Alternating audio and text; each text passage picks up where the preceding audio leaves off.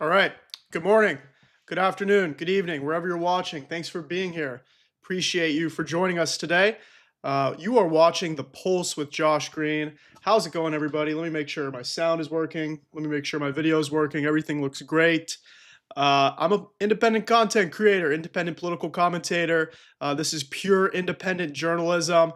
Never had a conversation with any advertisers or sponsors. Doing this for the love of the game, for the love of our country, because right now we are in dire straits.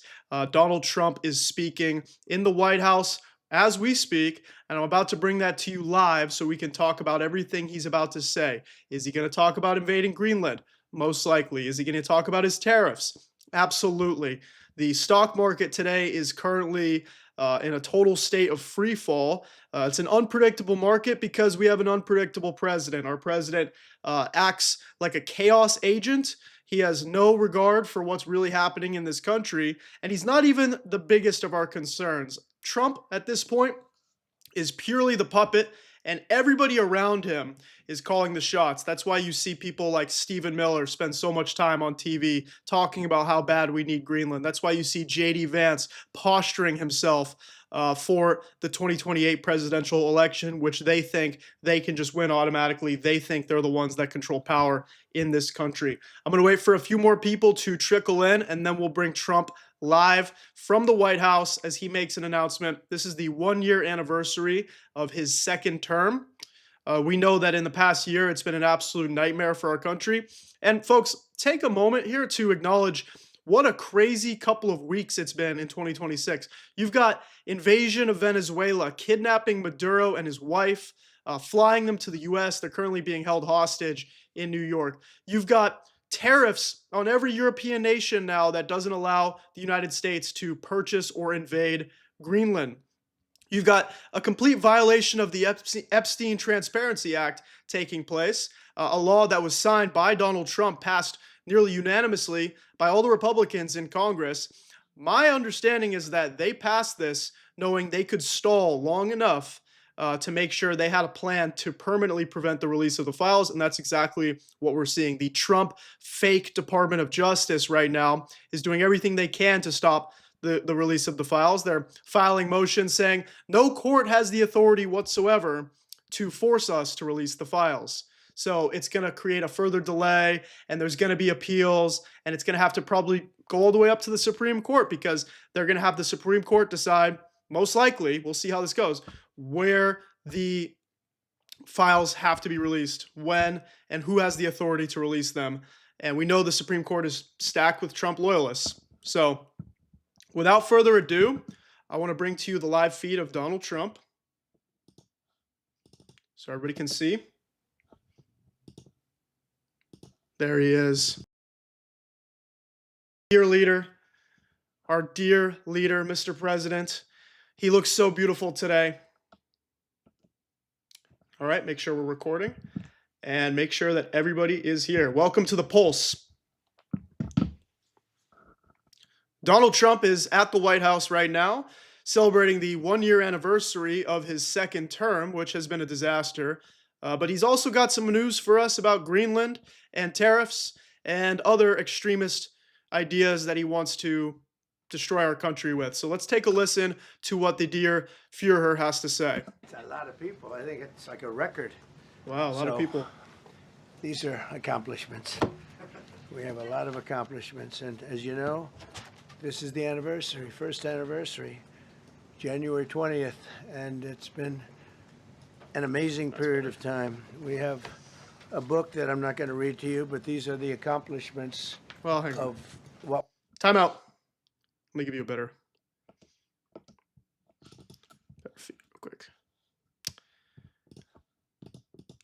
Let me make sure we're up to date with the feed, but folks, thanks for being here. If you haven't already, make sure you're subscribed. My goal is to go live most weekdays, 11 a.m. Pacific Standard Time.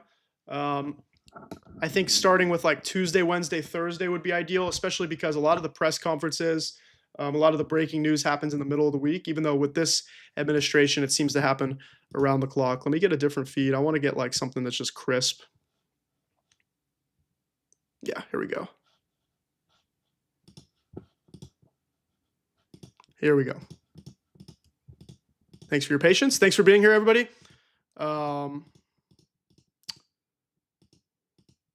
he's got a lot. He's got a lot of accomplishments to discuss today with us. So can't wait to hear all about all of them. Get rid of the chat real quick. Why it's like so thin. There we go. All right. It's been a while since we went live, so I had to make sure everything's dialed in. I'll put that away too. Okay. Thanks for being here. Folks, you're watching The Pulse with Josh Greene. We are renaming the show from The Progressive Pulse to The Pulse. And our goal is eventually to grow this channel, this network, to be able to have people discussing news around the clock. Right now, I'm an independent content creator, a lot of blind spots, can't cover every single piece of news all the time. This is my career at this point. So doing this to grow as a professional, but also to grow this platform to make sure we can share the truth about what's happening in this country and around the world. Right now, we want to expose the truth from the White House. Donald Trump is talking. Let's hear what he has to say. Donald Trump is about to tout his accomplishments for 1 year into his second term, but also talk about invading Greenland. Wow, that's a big crowd. It's a lot of people. I think it's like a record. So these are accomplishments. Accomplishments. A lot of accomplishments. And as you know, this is the anniversary, first anniversary, January 20th.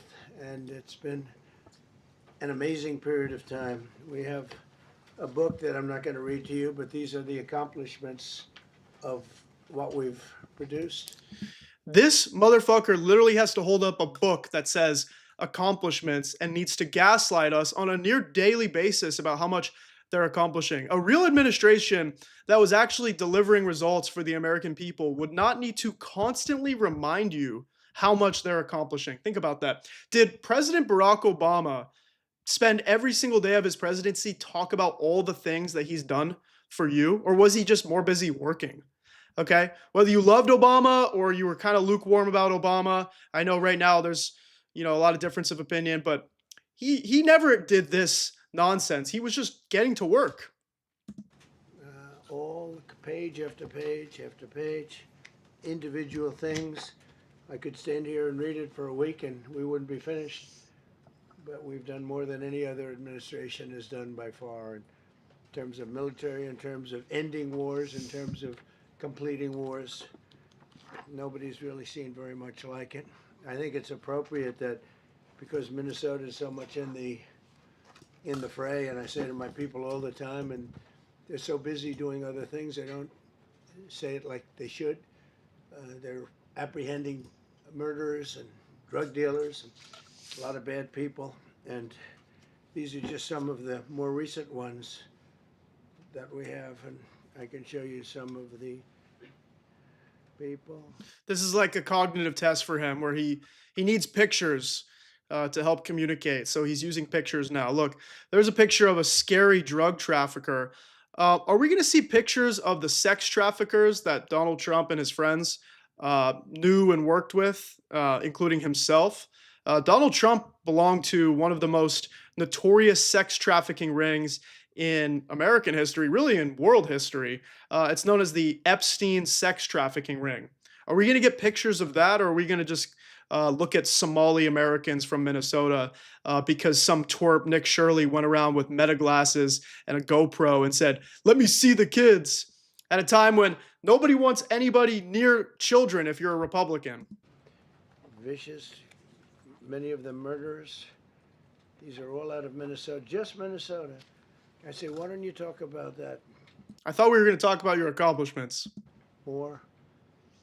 Because people don't know. Do you want to live with these people? International murder. These are people that are living, they're apprehended. They're dead? These are people that were living. Oh boy. And either put in jails in their country from where they came, and the countries respect us, and so they actually put them there. In the old days, they didn't respect our country. Biden wouldn't do this because he let them all in. You know, if you didn't have open border policies of Biden, none of this, all of the time that we spend talking about Minnesota and everything else, most of them are coming from out of the country. Now, what we can't do as Democrats is concede this battle to these lunatics. We have to say, you know what? If you're an immigrant here and you've been working here and paying taxes, you should stay. Because I think we were coerced into backing down on this issue. We let the Republicans dominate the zone, we let them flood the zone because they were using the border throughout the entire Biden administration as their political agenda, and they got a lot of Democrats in Congress to move to the right on the border and say, you know what, you're right. We should actually spend for ICE. We should have deportations. That's how we're going to get elected. When in reality, we need to look at the facts.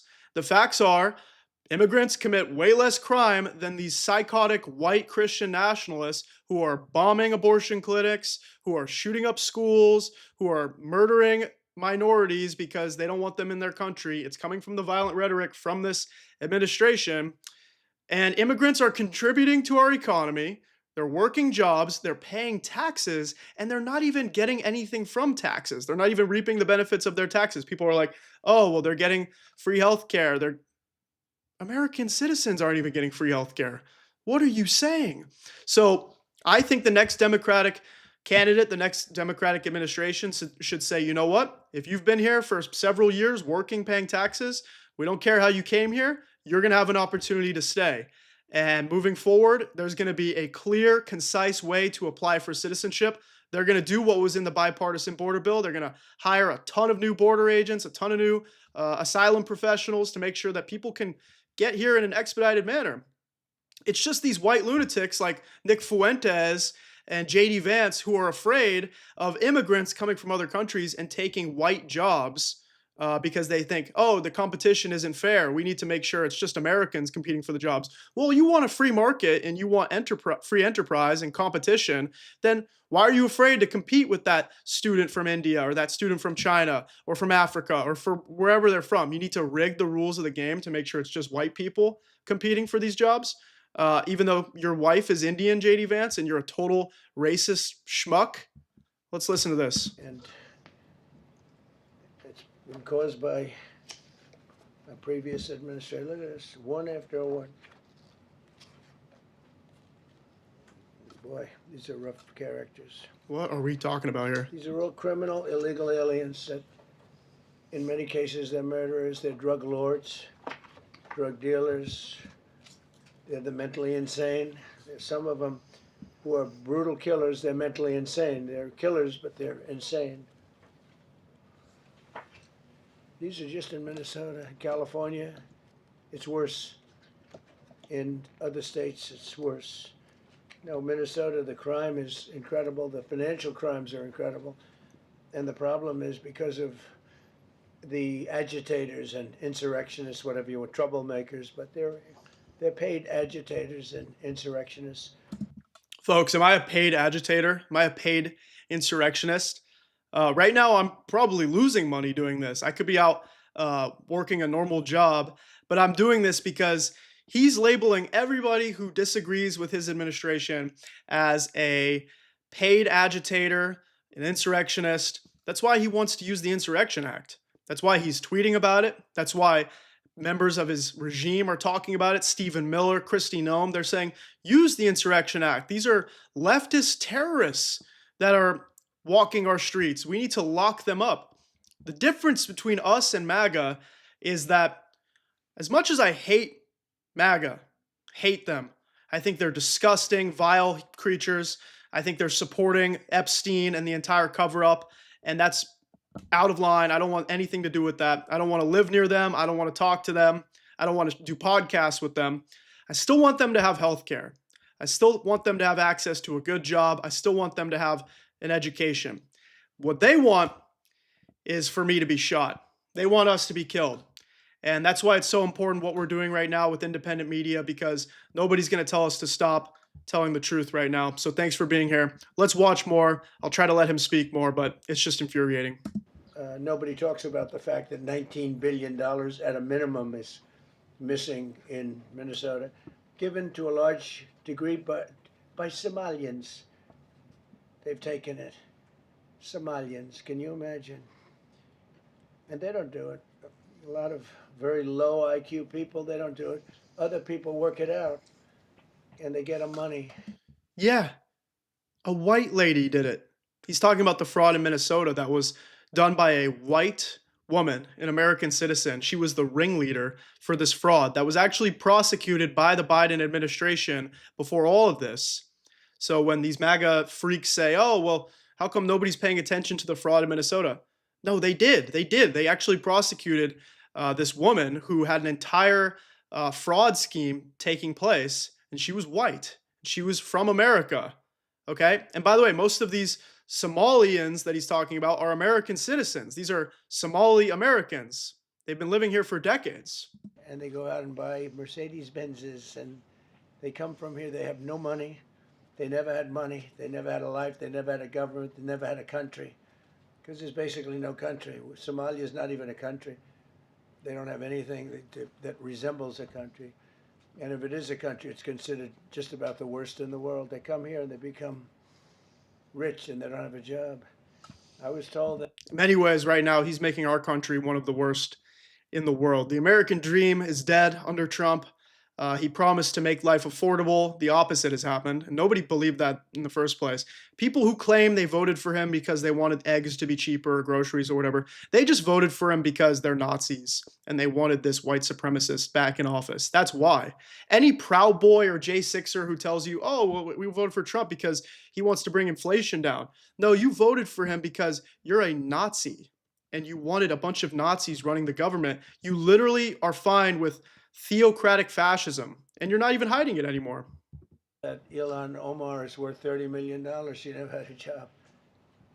She's a crooked congressman. So here's another one. Another one. And I have, oh, by the way, we just took out, these are all what ICE is doing. And it's a dangerous job. These are rough people. Weapons. This one here is very bad.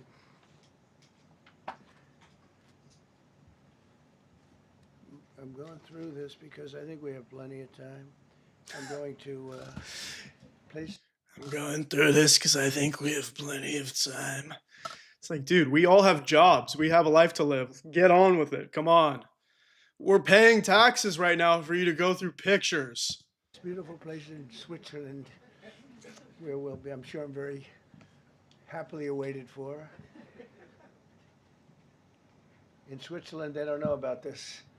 They don't have this problem. They have other problems, but they don't have this problem. Someone in my chat says he does not look good. I wholeheartedly agree. Every time we hear him speak, he sounds like he's on death's door. And you can just compare this. If you watch Trump's speeches from like 2015, 2016, it's absurd what's happened to this guy.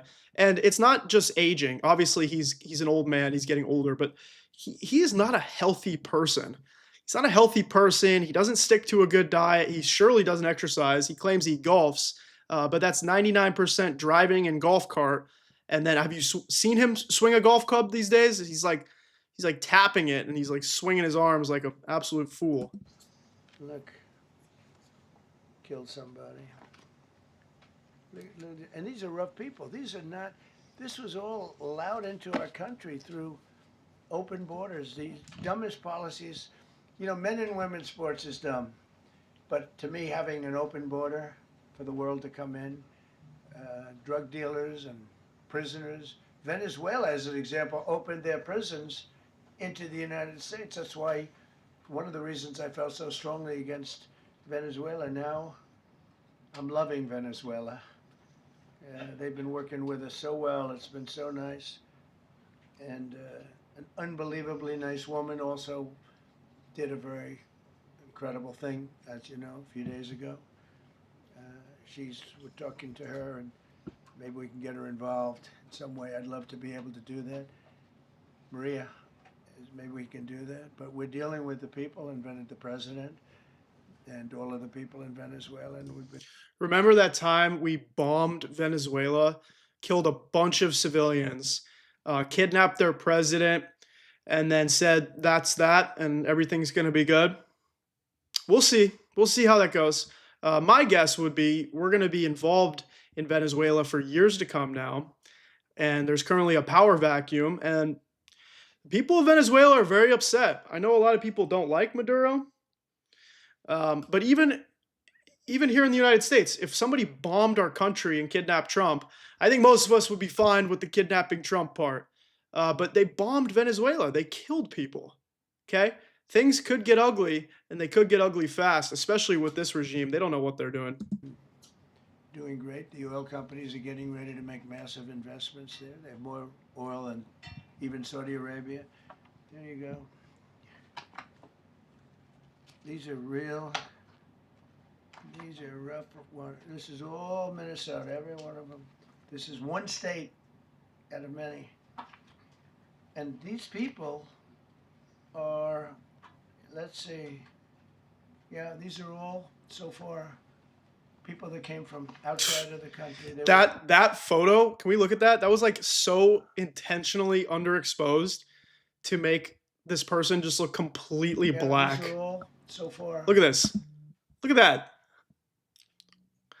What is this, man? Look at this guy. What is this? Okay, that cannot be the photo.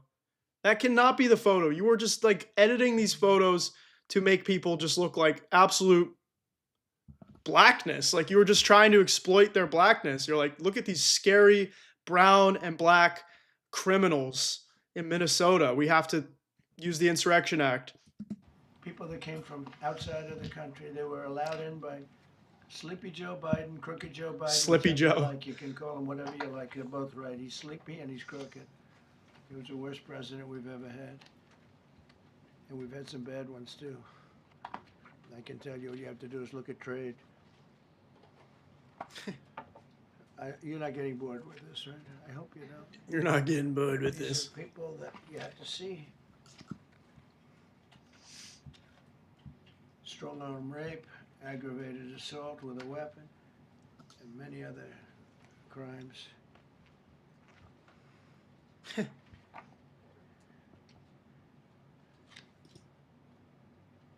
Gang member, known as one of the toughest people around. These are tough people. So this is what the people are trying to protect, because all ICE wants to do is get them out of our country, bring them to prisons and jails and mental institutions from where they came. That's all they want to do. They're patriots, and they have to be abused by guys like Don Lemon, who's a loser, lightweight. I saw him the way he walked in that church. It was terrible. I have such respect for that pastor. He was so calm. He was so nice. So they're going after Don Lemon, former CNN anchor. Now he's an independent journalist. He's honestly killing it right now. He's got a huge platform. He's very well respected. He seems to speak truth. And they're going after him because they know he's a prominent journalist and they know that they can't silence him. Therefore, they have to target him politically. And this is what happened in Nazi Germany, people. They're like upset at any journalist or political commentator that says something bad about the administration, so they politically persecute them. They're going to start politically persecuting the media. They're claiming that Don Lemon is a terrorist. Really? He's a terrorist? And why are they targeting him as well? Because he's black. Okay? And they know that they can target him.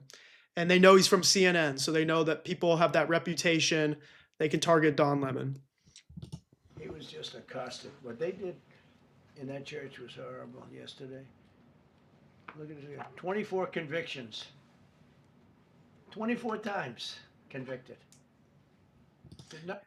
This is ridiculous. Like this guy, this disgusting slob, this fat slug, he was convicted 34 times of felony counts. Like, and he's holding up his picture. 24 convictions. Absolutely unbelievable. Party of Law and Order is just totally fine with a chaotic Nazi regime running the government, led by a criminal. Not charges, these are convictions. So he comes from outside the country. Do you think he's going to be good here? He's convicted 24 times. He's going to be good here, right? It doesn't work that way. He's a man murderer. One of many. One of many. All they want to do is get him out. They want to take him out of our country. and we're met with, This is like maybe the lowest energy he's ever been. He's like whispering. Do you hear him? He's like, all I want to do is get him out. That's all I want to do. Just get him out. It's a friggin' gangster, this guy. paid agitators, insurrectionists, troublemakers. They're paid. You know, when the woman was shot, I felt terribly about that. And I understand both sides of it. But when she was shot, there was another woman that was screaming shame, shame, shame, shame, right? You saw it. So loud. Like, Yeah, he's talking about Renee Good, and he's talking about her partner screaming shame because what a shame. You murdered that woman in the face while her dog was in the car, forcing her to crash her car into another person's car. I wonder if they were even compensated. And it was a shame. So that's why she was yelling. But now Trump is going to say, oh, we should investigate the partner because they're a terrorist. a professional opera singer. She was so loud and so professional. She was. What? He's claiming that Renee Good's partner was a professional, paid agitator because she was yelling shame like an opera singer? That it was so loud and so professional? Folks, if your wife, single mother, was driving her kids home from school and was just trying to go through her neighborhood, and some J6er Proud Boy just pulls up on her car, tries to rip her out of the car, and shoots her in the face, and she's dead now, and you saw that happen, wouldn't you be yelling? Wouldn't you be screaming? But I guess if you do that, you're a paid agitator, you're a domestic terrorist, and you probably should just be investigated by the government. Wasn't a woman that was hurt, like, oh, my heart's injured. She was a professional. She's shame, shame. She's screaming shame, shame. I said, that's not a normal person. That's a professional. These are professional agitators and professional people that want to see our country do badly. I don't know how anybody's going to buy that argument. This is a new one. Like, this is a new point he's trying to do. Because they've been claiming, oh, well, she's a paid agitator. They were driving around harassing ICE all morning, which is totally allowed. Like, that's a First Amendment right. You're allowed to protest. Were they impeding? Absolutely not. And even if she was impeding, which she wasn't, that gives no right for them to murder her. And at the very least, even if there was some type of obstruction and ICE felt threatened and there was an actual safety issue and ICE murdered her, there would still be an investigation. They would still say, you know what, we need to take a look at this. It's an unfortunate situation. We have to investigate why there was a shooting. But now they're claiming because the wife yelled shame and she was so outraged that her partner was murdered, suddenly that's proof that she's a paid agitator that we need to call in the Insurrection Act. But that's not happening because we have the hottest country anywhere in the world, despite this stuff. Look at this. Thanks to the nearly 600 people watching right now. Top of the line. Criminals. They're not going to be good. They're not going to be well behaved here. I could do thousands. We had over 3,000 in the last fairly short while. Just in Minnesota. What's the number, Carol? 10,000. 10,000 criminals arrested in Minnesota alone. 10,000 criminals. And these are serious criminals. Now, how can a place with 10,000 criminals, how can you have a state? He's claiming that there are 10,000 serious criminals, even though we know now that the Trump regime, even though they said, oh, we're going to go after the worst of the worst. Thank you, Midnight Rangoon, for the $2 super chat. Appreciate the support. Even though we know that they said they would go after the worst of the worst criminals, all they do is just arrest anybody who is an immigrant because they say, oh, well, even crossing the border is a crime. So if you cross the border illegally, that's a crime, therefore you should be arrested. And they send people to concentration camps for that.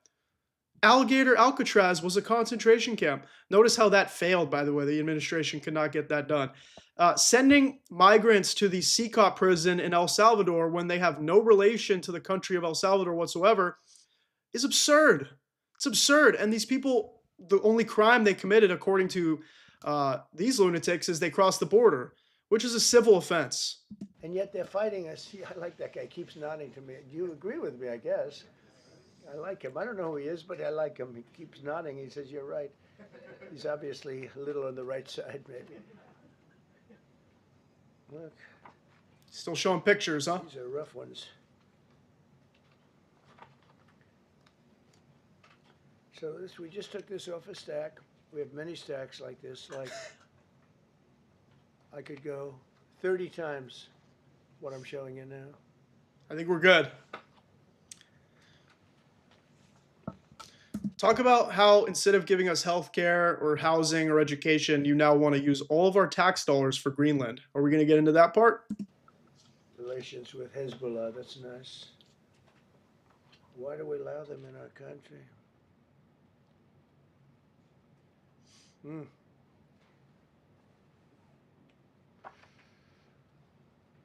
just looking at these charges. It's just pretty incredible. Many murderers, many murderers. People that murdered. Many murderers, many murders, people that murdered.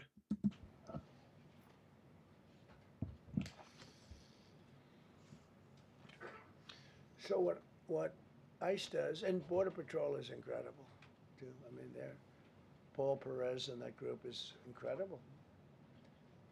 Mostly Hispanic, by the way. They're like 60% Hispanic. You know, they talk about Hispanic. They're mostly Hispanic, right? I thought we were talking about Somalis. You were saying Somalis were the problem, that it's all these Somalis committing fraud, but now you're saying they're mostly Hispanic? What is it? And they're unbelievable people. And then they say, oh, we discriminate against. I love Hispanic. They are unbelievable. Entrepreneurial. I love everything. Hispanic. I did great. I did the highest. Nobody ever got numbers like. It's like, I love black. I like the black ones. I like Hispanic. I like my Mexican. I got from the standpoint of being a Republican. But even if you look at Texas, I won the entire border along Texas, between Texas and Mexico. It never happened before. Nobody's ever done that before. I did it. As a Republican, I did it. I love the Hispanic. And they accuse us of all sorts of things. 60% of the people we're talking about, they're the best people we have, and they're Hispanic.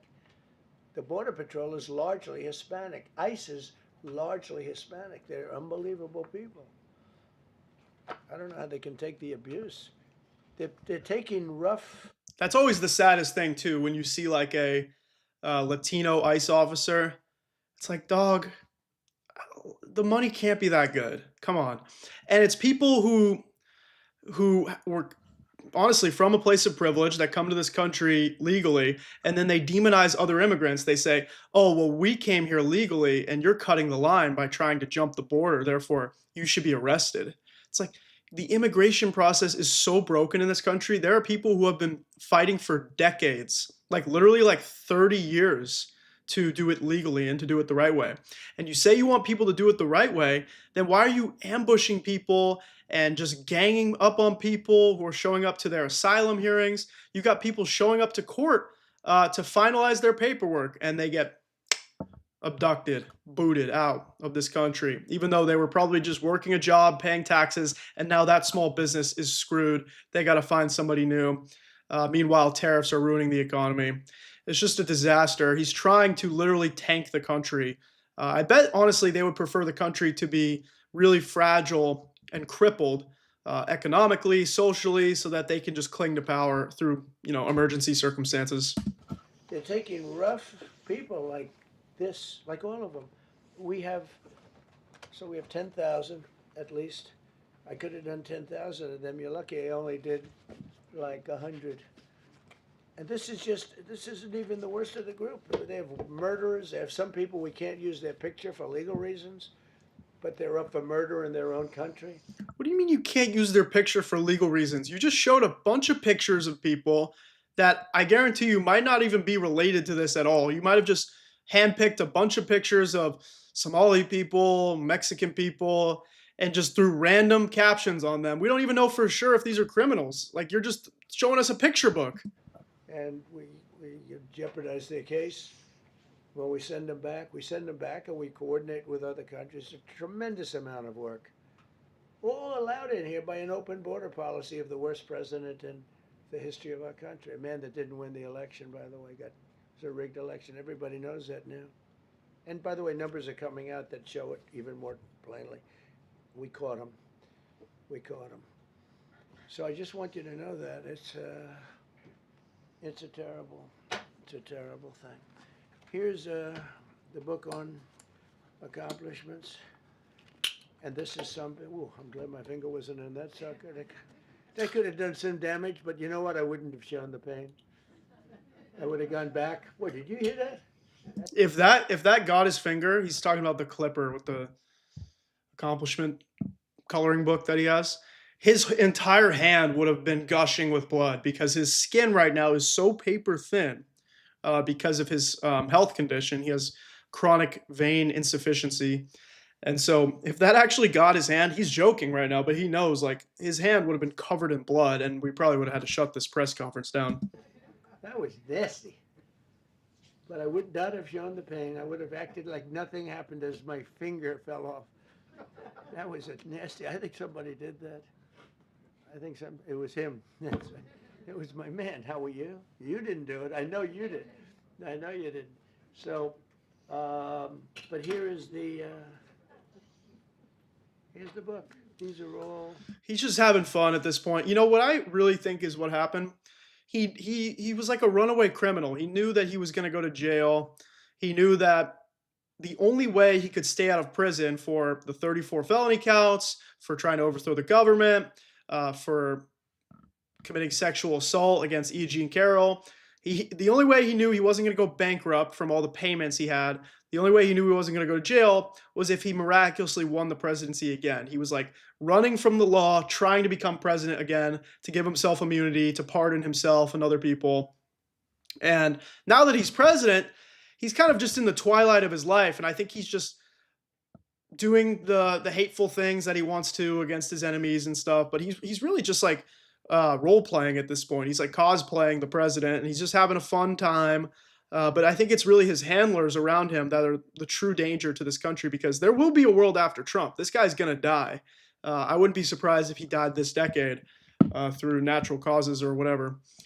And someone else is going to try and take his place, and it might be Vance. It could be Stephen Miller. We'll find out. Things I'm going to read a few of the samples, but look at this. These are all, each line is something that we did. Look at those accomplishments. Wow. And it's big stuff, too. Look, we have the hottest country in the world. Are you kidding me? Dude, like the optics are just ridiculous. Like everything he does could be used in a commercial against him. He's just holding up his thing of accomplishments, just chucks it to the floor. Like he literally just threw it away. It was like, what a ridiculous guy. We'll read you a few. We ended Biden's stagflation. We were in stagflation. That's a disaster. That's far worse than inflation. As you know, he had the biggest inflation in the history of our country. They say 48 years. Pick your choice. But they had the biggest inflation in the history of our country. We have it right down to a normal number now. We're going to get it even a little bit lower. Created super high. What we've done with growth is incredible. We created super high economic growth. And America is booming. It's booming. There are thousands of businesses right now that are being built. Many of the biggest factories in the world are being built right in our country. They're not going to other countries. They're leaving other countries. Fourth quarter GDP is on track to pass perhaps much more than 5% growth, and that's despite the fact that we had a Democrat shutdown. They shut down our country, and we had 5%. Nobody in this room has ever heard about 5%. I think it could be 20%. Okay, so now that we're done talking about all the scary brown and black people that are roaming the streets of Minnesota, committing crime, even though the only crime that's happening is from the rogue private police known as ICE, he's going to go ahead and tout his accomplishments, and then we should hear him talk about Greenland as well. But folks, I need you to understand, most of these accomplishments are either complete fallacy, like they're just detached from reality, or it's something that's actually really bad for this country, and it's probably going to cause damage that will take years and years to undo. If we do it right, if we don't, every time we have good numbers, they raise interest rates. You shouldn't do it. In the old days, if you had good numbers, they'd lower interest rates, or they wouldn't do anything. Here they try and kill it. They always try and kill success. over the last 20, 25 years. That's the way. In the old days, if you had good numbers, the market would go through the roof. Today, if you have good numbers, the market goes down. But by the way, we've had the best stock market in history, the best 401ks in history, and we inherited a mess. The numbers that we inherited were way up, and now we brought them, almost all of them, way down. We brought them way down. I mean, I'm not getting. Maybe I have the bad public relations people, but we're not getting it across. We inherited high numbers, and we brought them way down. And look at gasoline. They have places in the country now $1.99 a gallon, $1.99, $2.30, $2.50. I guess the average now they're saying is $2.31. I mean, he was at $4.50 and $5 for periods of time, and he went back to the Trump formula, but he didn't do it properly. And This is a side point that I think is not as pressing, but extremely relevant for me. Like, oil is a finite resource, and everything Trump touts about the economy when it comes to energy is just him destroying the environment, making short-term profit that's not going to create any lasting economic growth for the country, right? Like, it's fine, gas is cheap right now, but there's no plan in place for what happens when we're running out of oil, what happens when the greenhouse gas effect is becoming unbearable, because that's what's happening. The atmosphere is a greenhouse. And if you've ever been in a greenhouse, you know that heat gets trapped. Heat can't escape. Carbon doesn't escape. Methane doesn't escape. Nothing goes anywhere. So you look at other countries like China, absolutely setting the tone for the sustainable future. Their economy is going to flourish because they're way ahead of us on so many economic factors in terms of EVs and electric modes of transportation. And yet we cannot even buy Chinese EVs in the US because we know it'll hurt American companies like Tesla to have cars that are twice as fast, last twice as long battery-wise, and they're cheaper. So what needs to happen next is the next Democratic administration cannot shy away from climate. We need a Green New Deal. And we need to approach it economically and say, you know what? This is an opportunity to boost the economy. he really went back to parts of it because you would have had $8 gasoline if they didn't. But he didn't do it properly. He had people that didn't know what they were doing. Core inflation for the last 3 months is 1.6%. 1.6. Their core inflation was so high that nobody could even calculate it. Under Biden, real incomes declined $3,000. Think of that, $3,000. That's a year. In 12 months, Trump real incomes went up by $2,000 and $3,000 and even in some cases $5,000. It's a tremendous difference. Stock market has set 52 all-time record highs during the course of the 11 months, because this was done on 11 months. Now we are actually officially 12 months as of today. 52 all-time record highs. That means 401ks did great. I have people see me all the time, policemen that guard us really well, and got to know them a little bit. And they said, "Sir, you're making me look so good. My 401ks through the roof. My wife thinks I'm the greatest genius, that I'm a financial genius, like Warren Buffett." He told me that. He said, I think they have better returns than Warren Buffett right now. But he said, all my life, my wife has been criticizing me for not being smart financially. Now, all of a sudden, she's... The biggest indictment of the Democratic Party is that they allowed this guy to win again.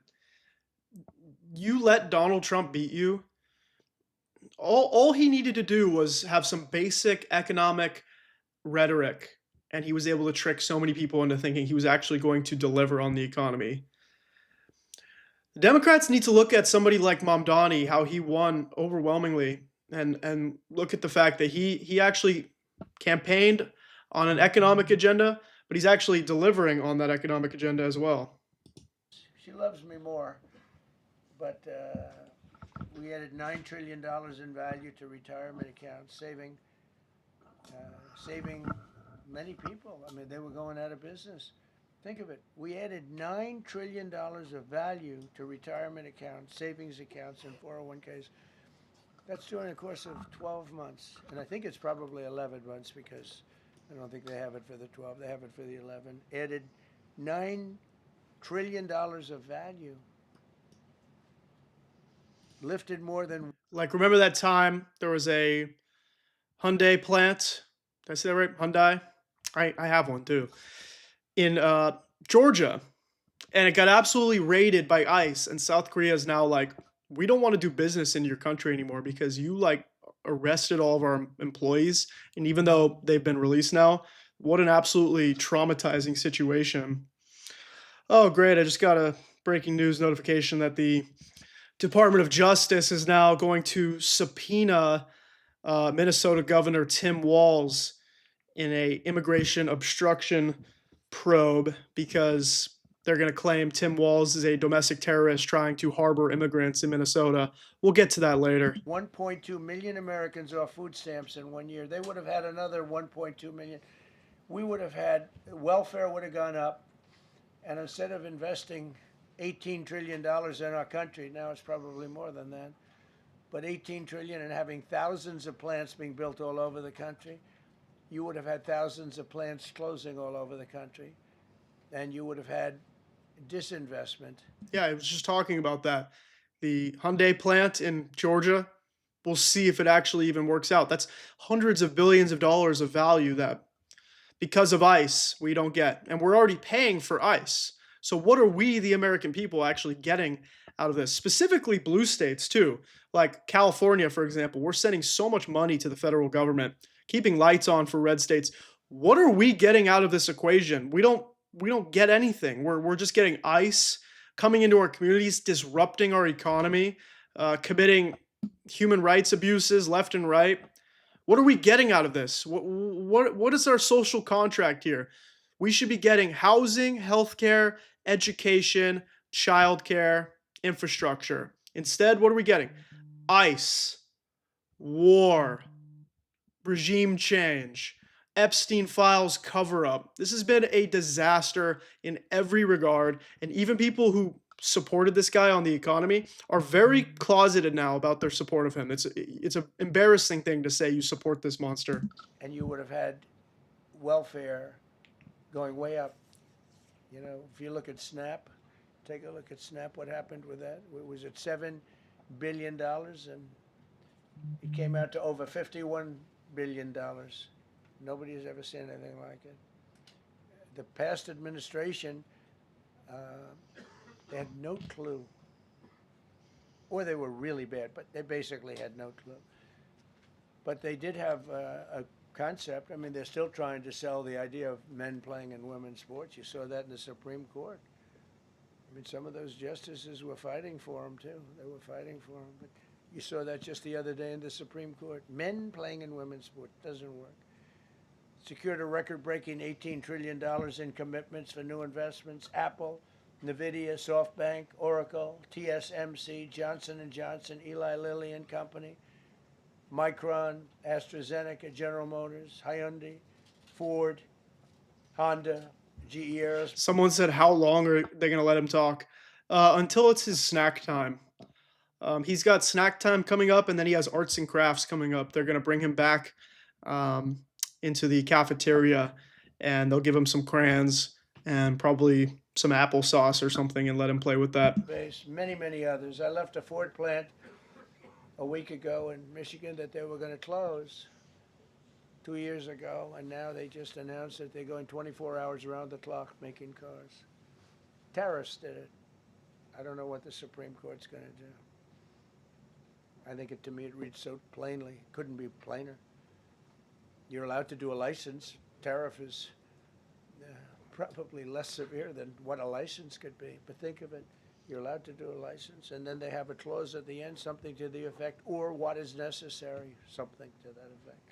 And what is necessary with tariffs. I don't know where there's a case even there, but we've taken in hundreds of billions of dollars. And by the way, every time he says this, I want to make this really clear because I think people lack the ammunition to talk about this and to counter this, because we sometimes let these psychos walk all over us. He's saying we took in hundreds of billions of dollars from tariffs. We took in trillions of dollars from tariffs. Yeah, they took your money, me, you, our money. this government is taking from us through tariffs. It's like we're being taxed, but it's not called taxes, it's called tariffs. You don't believe me? I just paid tariffs last week. I ordered this beautiful art piece from India. And someone will say, oh, why would you buy India? Why wouldn't you just buy American? We should be able to buy from wherever we want. We should be able to buy from any country. It's a free country. Why do we have to just buy American? Sure, it's great to support American workers, American jobs, but sometimes you want to buy from another country. Like if you're importing parts for your business, if you're importing car parts, farming parts, etc. People specialize in certain things. It's a whole globe. And so I buy this, and suddenly in the mail I get a tariff charge, $30. It's not a lot of money, but that's more money than you were spending before this. But then you add that up, one person, 300 million people, all spending more money. There was a study that recently came out that said about 96% of tariff costs were absorbed by US consumers and only 4% were absorbed by other countries. That's the most damning fact of it all. If we lose that case, it's possible we're going to have to do the best we can in paying it back. I don't know how that's going to be done very easily without hurting a lot of people. But we're waiting for that case anxiously. We have tremendous national security because of tariffs and tremendous income. You know, we have, and by the way, no inflation. So everyone said, oh, tariffs will cause inflation. We have no inflation. We have very little inflation. Biden had inflation, and he didn't do tariffs. We had a huge problem. We have a 62% reduction in our trade deficit. So if you had a 1% reduction, a normal president would have a 1%, 2% reduction. Thank you to the over 2,000 people watching right now, by the way. 62% reduction. Next year, we won't have a trade deficit. We secured most favored nations agreements to slash drug prices by as much. To me, I think this might be the biggest thing of all. We get zero talk about it. The New York Times had a story way in the back of the paper, a little story about it. I think it's the biggest thing there is. When you talk about healthcare, drug prices will go down more than ever before for any country, because we were priced at such a level that we were subsidizing the entire world, big place in the world. We were paying 10, 12, 13 times more than other countries. 13 times more, not 13%, 13 times more. A pill that was selling in London for $10 would sell in New York for $130. It's 13 times. More than that even. I wouldn't be surprised if he just keeled over and died right now. Like, we still have a little bit more of the speech to get through, and who knows, maybe he died. Maybe the breaking news hasn't hit yet, but we'll see. We could be watching him from the past right now. Secured most favored nations agreements to slash drug prices by as much as 300, 400, 500, and even 600%, including with Pfizer, AstraZeneca, Eli Lilly, Nova Nordisk, Gilead Sciences. Yeah, somebody asked. I like to pause it a little bit to give some commentary, and I think one thing that we'll do on this channel is to actually push back on the corruption and the lies and expose the truth in what he's saying. But we'll try to also breeze through some of his speech without any interruptions, because there's a lot more to get to here. He's going to talk about a lot of stuff right now. EMD, Serenio, and many others. If you look at some of the prices that are coming down, where a price would come down $1,300 coming down to $87. Think of it. So something that was costing $1,300 is now costing $87. And the fake news doesn't want to write about it. That's why I do this. I don't like to do this, to be honest with you. But I do it because got to get the word out. We signed one big, beautiful bill. I call it the Great Big Beautiful Bill, delivering the largest tax cuts in history. No tax on tips, no tax on Social Security, no tax on overtime. We made interest on car loans tax deductible for U.S.-built automobiles only. So if you buy an automobile built in the United States. Someone says, ever watch a stroke happen in slow motion? Different places. We're doing it only if it's built here. You know, he's having like mini strokes during this term, right? That's been reported. he has these like mini stroke episodes. Remember that time, like I want to say last fall, where he disappeared from the public spotlight for like a week, and then whenever he made an appearance, he wouldn't talk to anybody, and his face was like all droopy.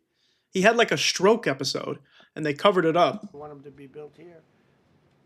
A lot of the Canadian auto plants are closing and they're moving into the United States. Same thing with Mexico, same thing with Germany, and same thing with Japan and other countries. They're moving into the United States because of tariffs.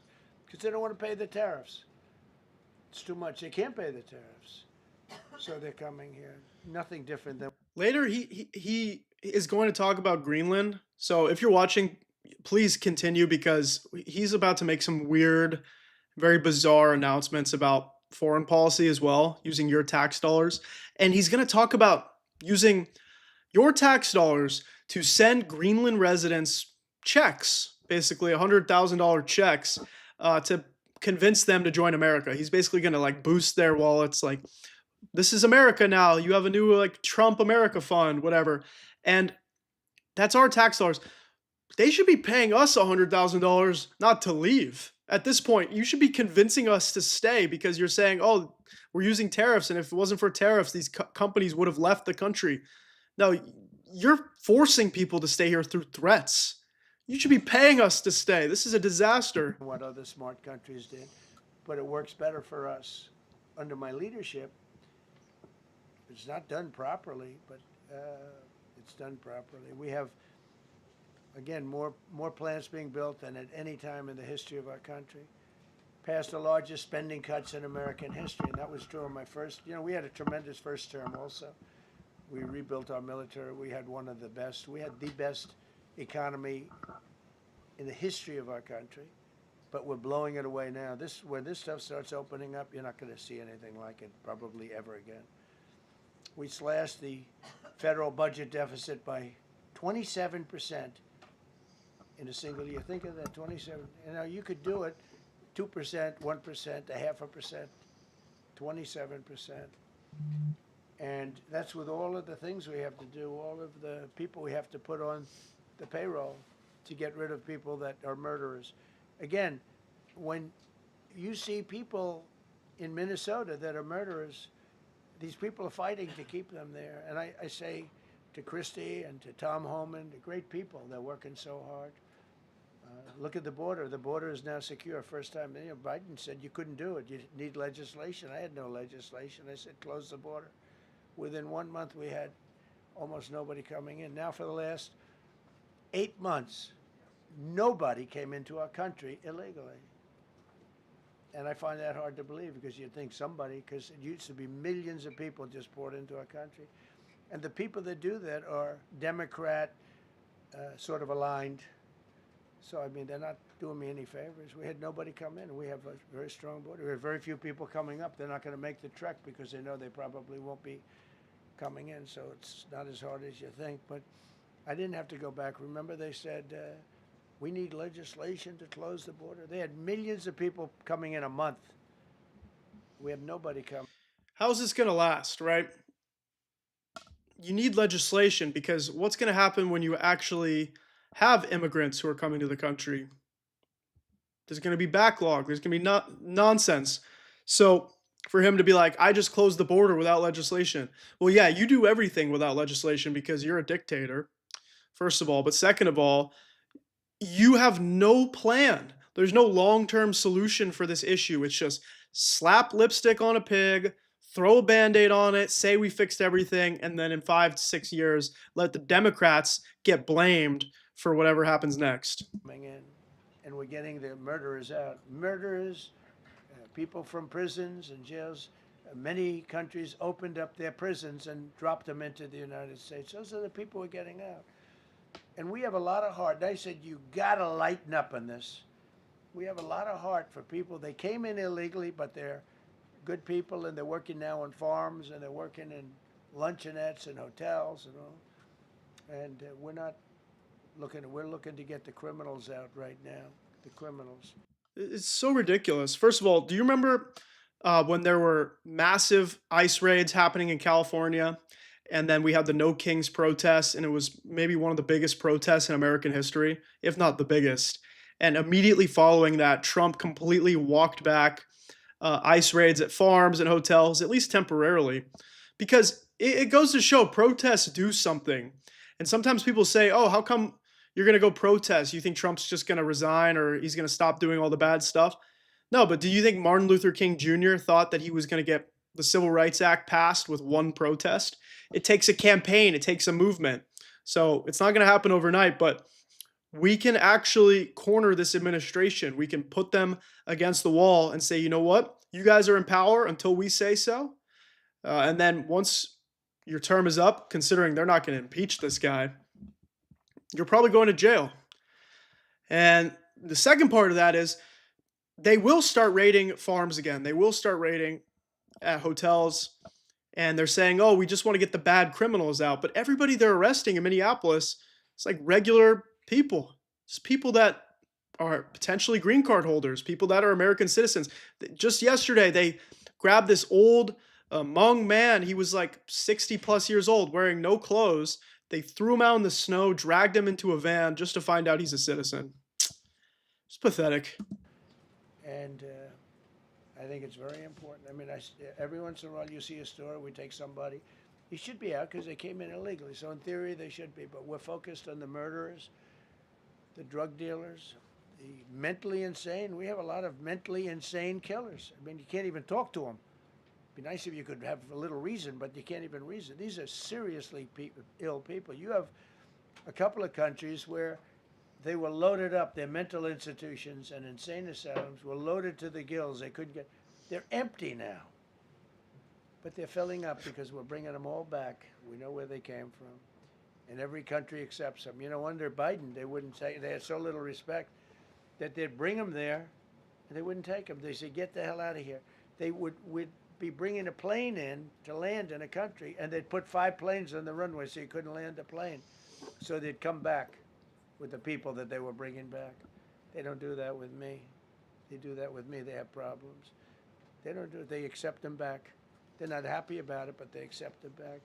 Cut a record number of regulations. I promised to eliminate 10 old regulations for every one new regulation. Instead, we cut 129 old regulations for each one added. Think of that. I wanted to do 10. My first 4 years I did, when we put on a new regulation, you had to cut 8. This year I said you have to cut 10. Instead, we cut 129. So every time, so far, can't remain like that, I don't imagine. I hope I can, because we have so much wasted regulation, stupid regulations. Regulations where they go by California, which is a disaster state, with a governor that truly is doing a bad job. He's killing that state. If he ever ran the country, this country would be Venezuela very quickly. Using tariffs slash the U.S. trade deficit by an incredible 77%. The trade deficit is down, and that doesn't include the last month where we had our best month. We slashed the trade deficit by an incredible 77% in 1 year with no inflation, something that everyone said could not be done. So we had essentially no inflation. In fact, the last month we had almost no inflation. But we slashed the trade deficit by 77%. If you slashed it by 1%, that was good. Again, we did that with tariffs and intelligence. We did that with November 5th, great election. We secured historic trade deals to reduce barriers on U.S. exports with countries covering 40% of all U.S. trade. Think of that. American exports are up by more than $150 billion this year. People said, oh, we're not exporting. All we do is buy. If you keep buying, you're not going to have a country for very long. So we increased exports by more than $150 billion. Investment in American factories is up 41%. That's a record. Nobody goes 41% up. You go 2% up, 1% up. You go down by 3%. If Kamala got elected, the 41% up would be 41% down. Why are we still talking about Kamala? You're not running against her. Run the damn country. Kamala is a private citizen. She's doing something else. You like are in constant campaign mode because you know you're not actually doing any work. You're not helping anybody. We removed over 270,000 bureaucrats from the federal payroll. That's another thing. So we have, we announce our unemployment. By the way, a lot of people in retrospect are critiquing Kamala's campaign. And look, there's a lot to critique about that campaign. I mean, ultimately, she lost, and she lost to Donald Trump, and it's unfortunate.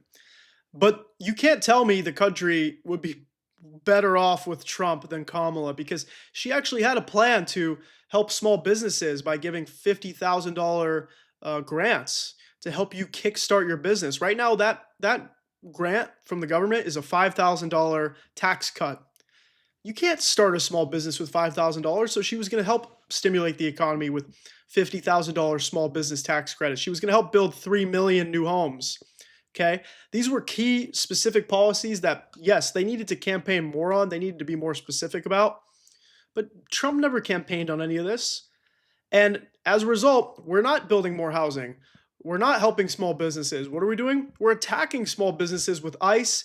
And they claim the reason why housing is so expensive is because of immigrants. Well, 30 million illegal immigrants did not buy up all the houses. I'm sorry, JD. That's just not true. Numbers. Whoa.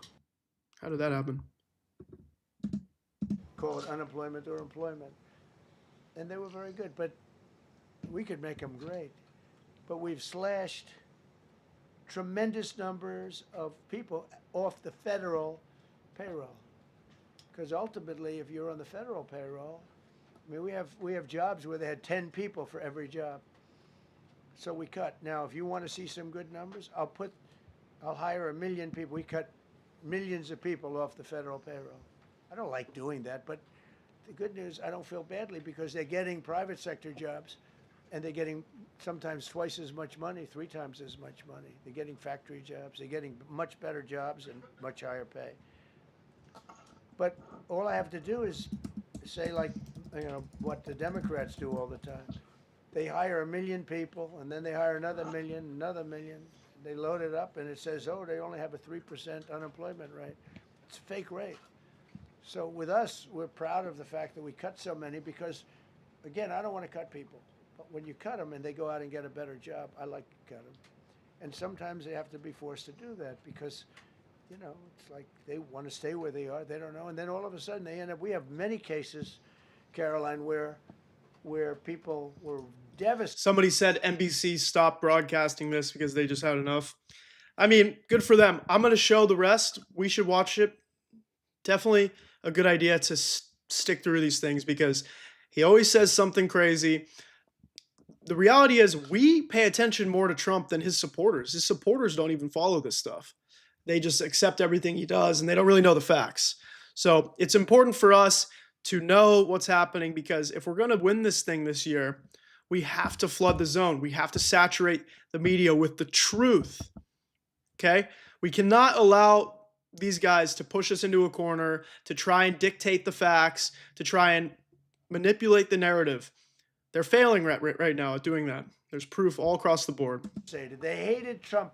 I got caught from my very boring federal job where they had, again, sometimes 10 people to do one job. And they were very upset. And now they ended up with a job where they get paid 3 times more money. They're ending up buying houses. It's like crazy. So they It is went from crazy. not liking It's really each hard to buy a other house in this country right now. It's hard to get. We need people. We need people. It's one of the reasons. I mean, when you have good people in the farm or good people in hotels and everything else, we want to work with them as much as we can. Under Biden, 1 out of 4 jobs added was a government job. Think of that. So 25% of the jobs added. That's when you know that, that's 25% of jobs aren't real jobs. But again, I could do that. I could add 2 million jobs right now. Would have an unemployed. I could say just hire some more people. I do the opposite. I say get rid of everybody that's unnecessary because that's the way you make America great again. When you have, all these jobs where people are sitting around doing nothing and they get a lot of money by the government, it's no good. But that's what the Democrats do. They show, we were at 4% unemployment. That's a good number. But they just add jobs or they would never cut jobs. Under Trump, 100% of all new jobs created have been in the private sector. Think of that. Not 1% has gone to federal. So under Biden, 1 out of 4 was a government job. Under Trump, 100% of the new jobs created, 100% came from the private sector. That's how you make your country wealthy and strong and good. We inherited the worst border in history and turned it into the strongest border in history. Illegal crossings have plummeted to the lowest level ever recorded, down 99.999%. That means down 100%.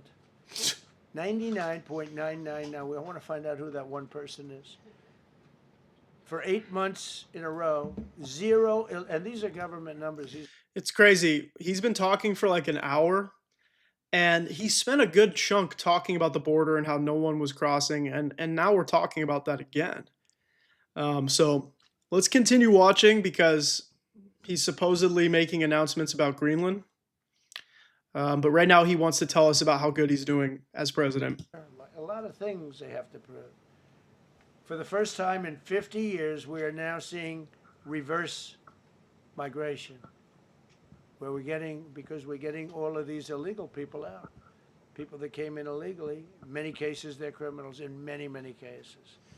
Okay, this is a really important point, actually. He doesn't fully understand what reverse migration is, because this is actually something that's being talked about in MAGA spheres.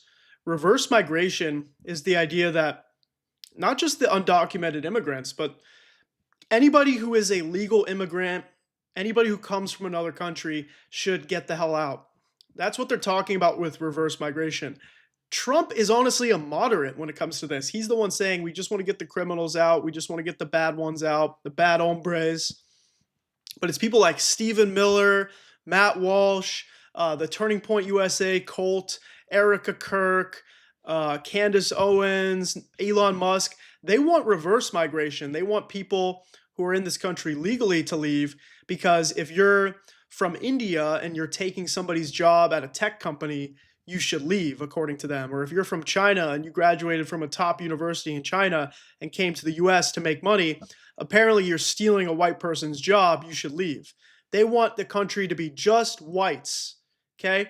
Stephen Miller himself said if he had it his way, America would only have around 100 million people and they would all look like him. And, you know, for your instance, we have nearly 400 million people, I believe, maybe even more, maybe less. If I wanted to live in a Stephen Miller land with 100 million bald, fugly Stephen Miller fucks, I would move to Stephen Miller land. But this is the United States of America, okay? We don't need a bunch of Stephen Millers, okay? We can have anybody we want here.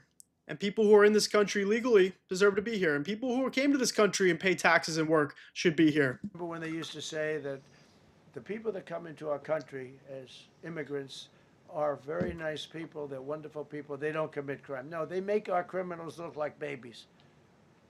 They make our Hells Angels look like the sweetest people on earth. The Hells Angels are now considered a nice, high-quality person. I like the Hells Angels. They voted for me. They protected me, actually, believe it or not. But they make our criminals look like babies. These are some of the most vicious people anywhere in the world. They came from the Congo. The prisons, I know the Congo because I ended the war with the Congo and Rwanda. Tough group, very tough group. They came from prisons in the Congo. Some of the toughest, meanest people you'll ever meet. Thank you very much. They allowed them to come into America. These are tough people. Before my election, 100% of net job creation was going to foreign migrants. Since my inauguration, 100% of the net jobs created have gone to American-born citizens. That's a big thing. In other words, we're now taking care of our people. 100% of net jobs created have gone to the American-born people. Before that, we didn't care. Designated Tren de Aragua, MS-13. Designated Tren de Aragua, MS-13. This is a dying man in front of us. It's sad to watch. It's like he's slowly dying in real time. I'm not saying it's sad, but it's sad to watch. It's pathetic. Go to the land, they don't go to the water. Nobody's going into the boat business right now, I can tell you. 97% down drugs coming in by water. Think of 97%. Nobody ever heard of that before. They heard 2%, 1%. It went up 2%. 97, and we're looking for the 3%. Who the hell are the 3%? They're crazy. But we've taken out almost 100% of the drugs coming in by water. Now we're going to be very shortly starting drugs coming in by land. And what he means by that, by the way, just so everyone's clear, he's talking about bombing Mexico. He's saying we need to invade Mexico, bomb Mexico. You think I'm exaggerating? You think I'm being dramatic? They talk about it all the time, and he's having arguments with Mexico's president, Claudia Sheinbaum, who, by the way, if you don't know much about Claudia Sheinbaum, she's a left-wing, Jewish, socialist, democratic president of Mexico. Think of that. They have a left-wing, Jewish, socialist president, and guess what? She has like enormous popularity in Mexico. Why? Because she's delivering on an economic agenda that is bringing millions of people out of poverty. She is uplifting the entire country of Mexico. From everything I read about her, she's doing a great job. And it's another reason why Trump hates her, is because he knows she's doing so well and her policies are the opposite of Trump, or at least she's actually acting on the lies that Trump says he does. Know exactly where they're coming from. Remove tens of thousands of illegal alien gang members, drug dealers, murderers, child predators, human traffickers, fraudsters, savage criminals, and others. We removed them from our country. They're out. They're gone. In some cases, they're so dangerous that we put them in jail because we don't want to give them to their country. Their country doesn't do anything, and they end up coming back. We have some that they're so bad that we don't want to really release them. We want to put them in a jail where we know they're properly ensconced. What? Think of that. Remove tens of thousands of illegal alien gang members, drug dealers, murderers, child predators, human traffickers, fraudsters, and savage criminals. Why wouldn't you want them removed? Someone says we've already seen this. No, he's talking about the same things that he talked about an hour ago, but he's just talking about them again.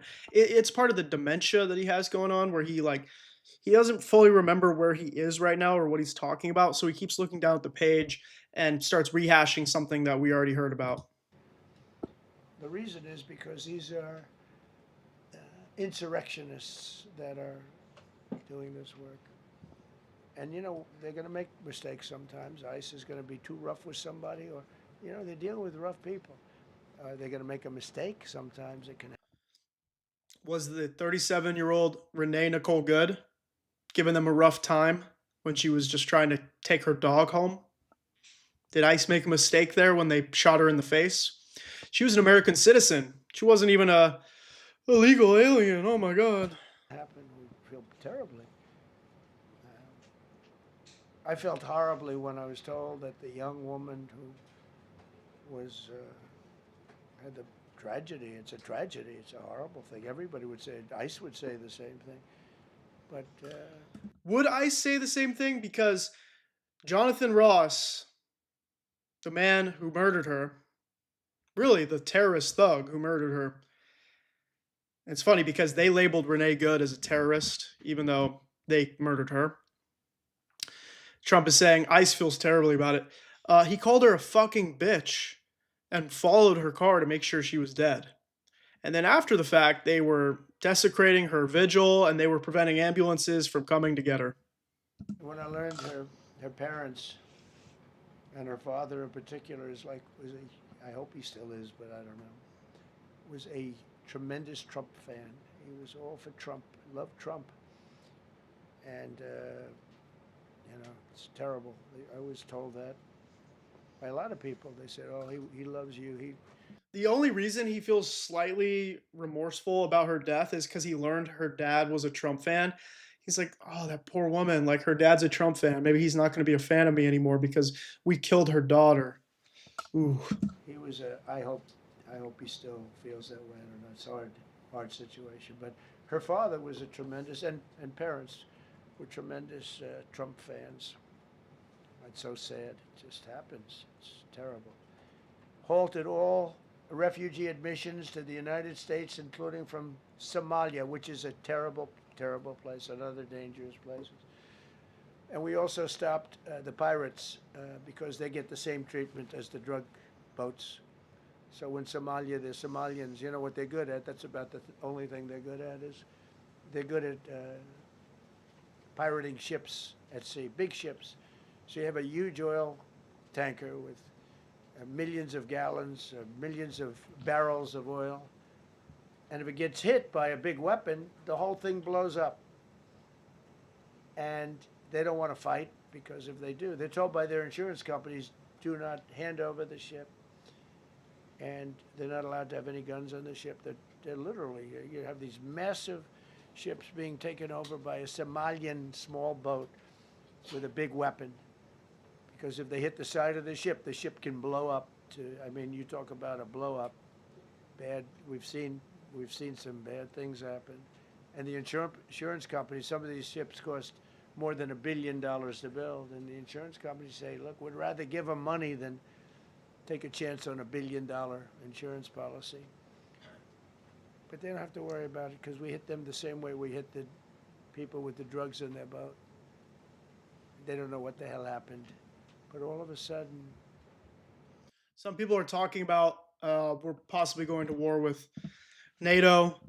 I don't think we're going to war with NATO, but it will be interesting to see if the other NATO nations actually unite against the US because we've seen other European countries, France, the UK, they've postured like they're going against Trump. They created the coalition of the willing, where they were basically disagreeing with Trump on Ukraine.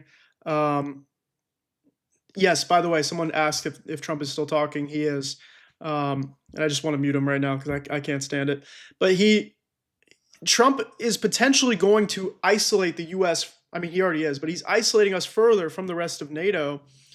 And Article 5 of NATO says if one NATO member is attacked, all of NATO is attacked.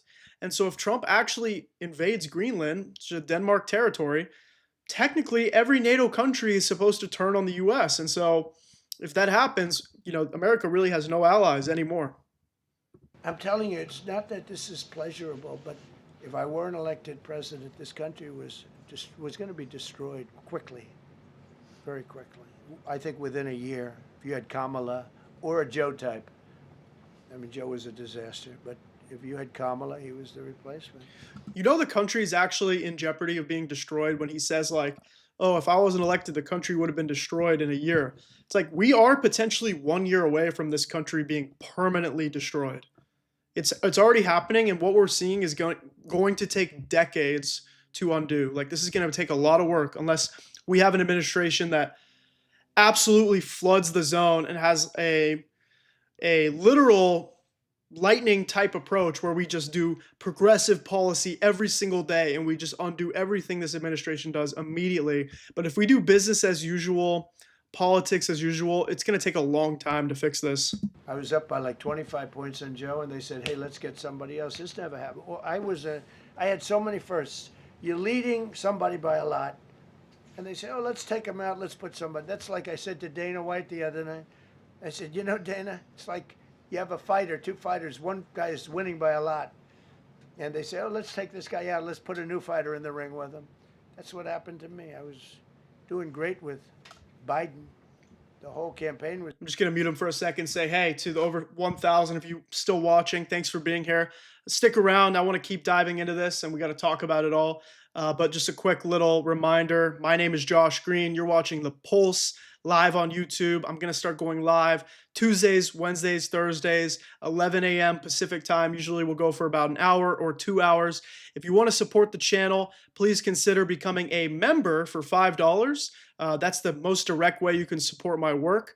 It helps support the show, helps me pay for the equipment, helps me bring the live feed to you, and helps us grow. And as a member, you'll get cool perks, whether it's in the chat or you'll have access to member-only content that I'll be releasing. But if you want to support the work for free, just subscribe, like this, video by clicking the thumbs up button. Make sure you share this channel with a friend because our goal is to share the truth about what's happening in the US. Right now, they are trying to manipulate the facts. They are trying to turn our country into something it's not. We'll beat them. There's way more of us than there are of them. So help me be your megaphone, be your voice, because I'm just one of you. We are all struggling right now. This country is absolutely screwed financially. And, life is hard for me as well. So appreciate your support, whether it's through contributing as a member for $5 or for just watching, sharing, subscribing for the show. Thank you. Let's listen to the president. We have the Gulf of America now. It's great. It's our country is proud for the attack on Venezuela, the attack on the Iran nuclear capability, wiped it out. I mean, first administration, Soleimani, the father of the roadside bomb, al-Baghdadi, the father of ISIS, who was rebuilding ISIS. We wiped them out. We wiped out ISIS, but ISIS is rebuilding. And also, Trump says, we destroyed Iran's nuke program, but also they're rebuilding. You can't take this guy seriously, man. Done a great job. Signed an order that will end birthright citizenship for children of illegal migrants. You know, that case is in court right now. That case was meant for the children of slaves. All you have to do is look at the years. Look at the years. Now he's where the talking about cases getting rid of were filed birthright and citizenship. where the decisions were made. They were right at the end of the Civil War. They're trying to say that, China's making a big business out of that. They come to the country, they have a child, they're American citizen, they get all the benefits. It had nothing to do with that. That was for the children of slaves. And I hope the Supreme Court so rules. Designated fentanyl as a weapon of mass destruction. It is. We lost, I believe, 300,000 people this year. I believe. 300,000 That's what he says. people. That's like filling up one of those big football stadiums 5 times. It's not even believable. I mean, you could be in a war and you wouldn't lose that many people. So we designated fentanyl a weapon of mass destruction. Conducted numerous successful military strikes against narco-terrorists operating in our hemisphere, including the water strikes. Drugs brought in by ocean. So I told you that we're down by... Drugs close brought to in by 100%. ocean. It's hard to get somebody to pilot those boats. Very hard. They have to be people that don't watch television, don't read the news. And we just blew up their facility. They had a docking facility where the drugs were stored. And now we have a great relationship with Venezuela. We're getting along fantastically with the leadership in Venezuela, so we wouldn't have to do that. This was done before the attack. But we captured and brought to justice the outlaw dictator of Venezuela, Nicolas Maduro, who, through drugs, killed millions of people in our country. Tremendous drug dealer. Also sent millions of people into our country, including Tren de Aragua, the worst gang. They say it's the worst gang in the world. They took over parts of Colorado. They just take the apartment building. They just took it away. Just took it away like... Muting him real quick to let you know I'm looking at some breaking news from the Midas Touch Network right now. They're saying Trump's Secretary of Commerce, Howard Lutnick, is at Davos right now, and he's trashing clean energy in front of all of Europe, which is insane because they actually know that the science says green energy is needed, otherwise we're going to die. And he's embracing the annexation of Greenland. And all these other panelists and pretty much all of Europe is looking at him like, you are a lunatic. You are detached from reality. Some of them found it hard to thank me, but D.C. is now, look how beautiful. D.C. is now, you can walk right from here to a restaurant, right through the center of town. You can be with your child, with your loved one, with your lover. Your lover's not going to be killed anymore, so you can act like a real lover. But you can walk right through the middle of the town, and D.C. is beautiful again too. You notice we took all the fences down, almost all. The rest are coming down. We got the graffiti all off. National Guard's been amazing. We didn't tell them to do that. That's not their job description. But they were picking up garbage and everything. They were great. And I don't know. To me, a town, it looks better when you have military people. These are big, strong guys, are bad guys. Look at them and they say, we're not going to mess around. But According to Trump, a what town they looks don't better know to is have that we took soldiers over with guns 2,000 walking people around. out, permanently out of D.C. These were career criminals. I got to post about that. But I feel much better seeing those people there. I went in a couple of times and had dinner in D.C. I walked right down the middle of the street.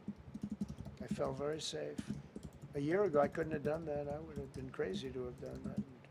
Secret Service wouldn't let me do it. They weren't thrilled anyway, I will tell you. It wasn't like they were thrilled, but we did it, and it was great.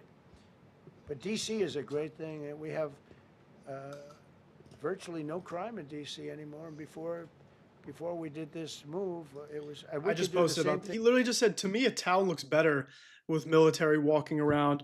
He's setting the stage to invoke the Insurrection Act, have ICE, have National Guard at voting sites. They're going to claim if the election doesn't go their way in the midterms that it was rigged, it was stolen. So they're going to have troops intimidating people at voting sites to make sure people are too scared to vote. With Chicago, we brought Chicago down 25%, even though we just had a minimal crew there. We brought Wisconsin down. We brought Minnesota down, way down, even though everything's a fight, because they want to keep those people that are lying on the floor. They want to keep those people in Minnesota, but they really don't. I don't think the real people of Minnesota, very corrupt place, and the elections are totally corrupt. I feel I won it all 3 times. Nobody's won that state since Richard Nixon. It's a rigged state. And the Somalians vote as one group, even if they're not citizens, and they vote as one group, and you get 600,000 votes against you. They all ought to get the hell out of here. They're bad for our country. Nationwide achieved the largest reduction in violent crime on record. So this just came out. Nationwide, over the last 11 months, achieved the largest reduction in violent crime on record, including the largest one-year drop in murders ever recorded. Almost 2,000 lives were saved. That's despite the fact that we took in criminals under the leadership of the Democrats and Joe Biden. More motor vehicle theft is down by 100,000 vehicles nationwide. That's another. Nationwide, the motor vehicle theft was out of control, and now it's very much in control. It was down by more than 100,000 vehicles to a record low. Began the process of eliminating cashless bail policies across the nation. You got to get rid of your sanctuary cities, and I hope our people know that we're not going to pay sanctuary cities. We're not going to pay them anymore. They are sanctuary for criminals. They hold criminals. We're not going to pay. They can sue us, and maybe they'll win. But we're not giving money to sanctuary cities anymore as of the beginning of the month. We began the process of eliminating the cashless bail. Well, cashless bail is where it all started. It's a disaster. And then other places. I don't know if it started in New York. I remember This speech is a starting in New disaster. York. Oh my So somebody goodness. comes in, murders somebody, and they let him out. No bail, no nothing. Basically, Apparently, he's still talking. This is absurd. cashless bail means you just get the hell out. And they go outside. We have one case where a guy murders somebody, gets released, and goes out. I might and have to murders record a somebody. video of 2 this. people in one day. No, we got to get rid of cashless bail. They got to pay. Got to have bail. There's a reason for bail. Long tested. Signed an executive order to bring back mental institutions and insane asylums. We're going to have to bring them back. Hate to build those suckers, but you got to get the people off the streets. We used to have, when I was growing up, we had in my area in Queens, I grew up in Queens, we had a place called Creedmoor. Creedmoor, did anybody know What that? is he talking Creedmoor. about? It was I said, Mom, why are those bars on the building? I used to play Little League Baseball there, at a place called Cunningham Park. He was quite the baseball player, you wouldn't believe. And I said to my mother, This is like actual dementia at this point. He's like losing his train of thought and he's losing his mind and he's like transporting himself back to being a youth playing baseball. Mom, she would be there, always there for me. She said, son, you could be a professional baseball player. I said, thanks, Mom. I said, why are those bars on the windows? Big building, big, powerful building. It loomed over the park, actually. She said, well, people that are very sick are in that building. I said, boy, I used to always look at that building. I'll be and right back. see Stay big right there. building, big, tall building. It loomed over the park. It sort of, now that I think it was a pretty unfriendly sight. But I'll never forget, I don't know if it's still there, because they got rid of most of them, you know, the Democrats in New York, they took them down, and the people live on the streets now. That's why you have a lot of the people in California and other places, they live in the streets. They took the mental institutions down, they're expensive. But I'd say, why does that building have those bars? Boy, it wasn't normal. You know, you're used to looking at like a window. But this one, you're looking at all this steel, vicious steel. Just gonna mute him for a second. I'm gonna record. You're gonna see a behind the scenes video of me recording this. Check this out. Ready? This is how we do it.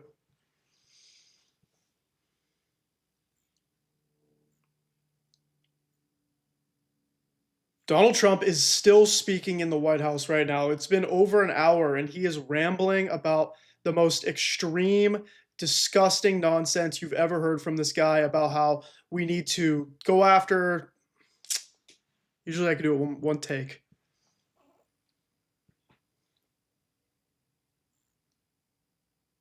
Donald Trump is still speaking in the White House right now. This man has been talking for over an hour about absolute nonsense. I'm live on YouTube broadcasting the entire thing, so come watch, search Josh the Progressive, or go to the link in my bio. He's talking about how we need to stop sending money to blue states because there's immigrants there. He's talking about how we need to have troops in cities because he likes the way military looks on the streets. He's talking about annexing Greenland. It's absolute insanity. Come watch. Make sure you know the truth about what's happening from this corrupt Trump regime. Kaboom. About 30 tomahawks on top of everything else. The place was obliterated. CNN said, well, maybe it wasn't that bad. Turned out it was worse than it was. You know who could tell you that? The Iranians would tell you that. Because if they do anything, they're going to have to start a brand new place. But they did an amazing job. That was like what we did with Venezuela. I mean, nobody's ever seen a military operation like that. Ended 8 unendable wars in 10 months. These were unendable wars. Cambodia and Thailand fighting for years. Kosovo and Serbia. The Congo and Rwanda. Pakistan and India, they were really going at it. 8 planes shot down. They were going to go nuclear, in my opinion. The prime minister. They were going to go nuclear, in my opinion. Are you just saying countries are going to start a nuclear war, just in your opinion, and we should all be calm about that? Of Pakistan was here. And he said President Trump saved 10 million people and maybe much more than that. They're both nuclear countries. Israel and Iran. Egypt and Ethiopia were going to fight over a dam, and I got them to stop. I still got to work it out because they put a dam up in Ethiopia that stops the flow from a little river called the Nile. I always think of the Nile being in Egypt, you know, beautiful Nile with the pyramids, but they put a dam up. You know who paid for the dam? The United States of America. It's the biggest dam, I think, in the world. They put a dam up. I said, how did you let that happen? Why would we have done that? We financed it. This country would, I don't know. Maybe it was a Republican president, but I don't think it was. I think it was a Democrat. But what a terrible thing. So Egypt basically is, you know, they don't have enough water in the Nile. And they use that for a lot of things, including entertainment and travel and tourism and everything. I mean, I don't know. They got a big dam. I got to work that one out now, too. Armenia and Azerbaijan, President Putin told me, I cannot believe you settled that war. I've been trying to settle that war for 10 years. Armenia and Azerbaijan, they were fighting it for many, many years. And I ended up getting the heads of both countries in my office. Beautiful Oval Office, much more beautiful now than it ever was. And one sat on one side, one side of the other. He said, you know, I've been the head of Azerbaijan for 22 years, and for How is he 22 still years I've going? been killing his people. And the other gentlemen are both very good guys. He said, I've been here for 7 years, and for 7 years I've been killing his people. And they started over there, and within an hour they were next to each other, and by the time we ended, they were hugging each other, and it's been a great peace, you know? Should have gotten the Nobel Prize for each war, but I don't say that. I say millions and millions of people. And don't let anyone tell you that Norway doesn't control the shots, okay? It's in Norway. Norway controls the shots. I'll say, we have nothing to do with it. He's still talking about how he didn't get the Nobel Peace Prize. That's why I have such respect for Maria doing what she did. She said, I don't deserve the Nobel Prize. He does. When she got it, they said, wow, that's amazing. I thought President Trump would get it. President Trump deserves it. He talks so much about the Nobel Peace Prize. Talk about eggs. Talk about eggs again. I missed when you were talking about how you wanted to make life affordable. Why are you talking about starting new wars? Ended up 8 wars.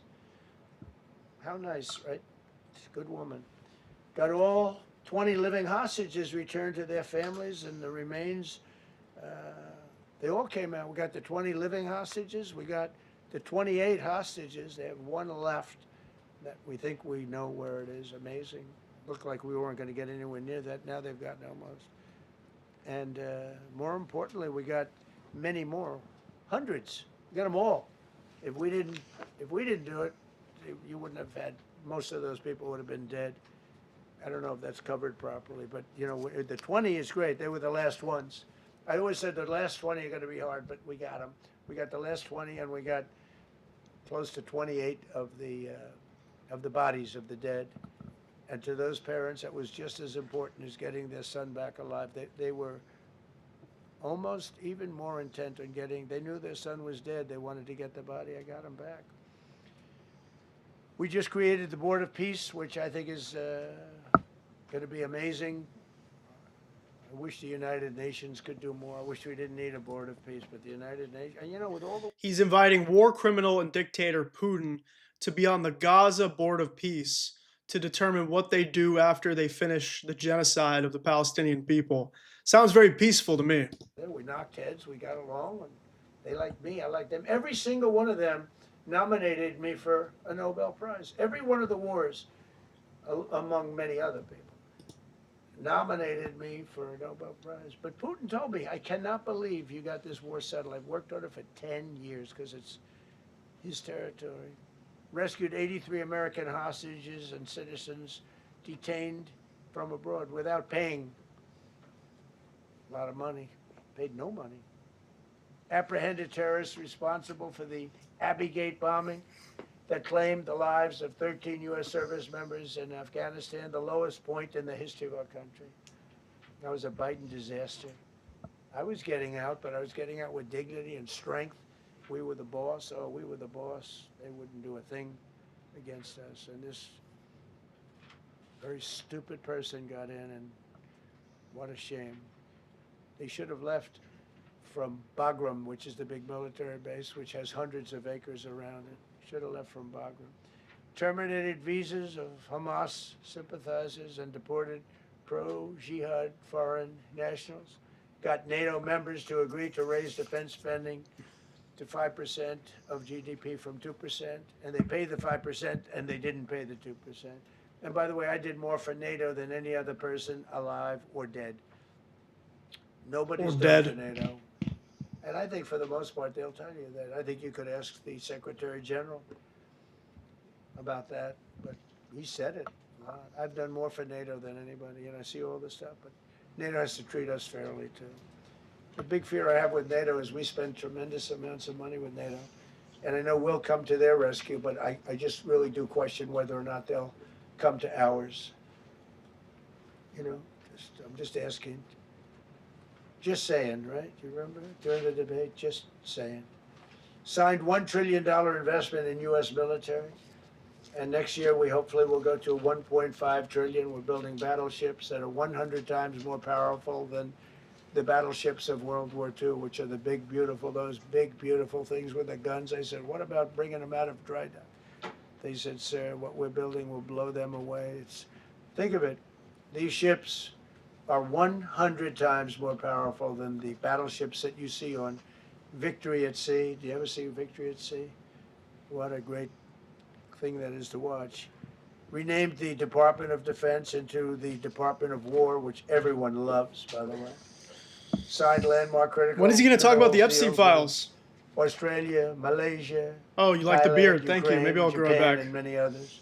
We're going to have so much rare earth. It's actually not that rare. Getting it processed is rare, but there's a lot of rare earth. There's a lot of earth around, I can tell you. Withdrew from the corrupt World Health Organization where we were paying hundreds of millions of dollars a year. So we were paying $500 million a year, and China was paying $37 million a year. I said, why aren't we paying the same as China?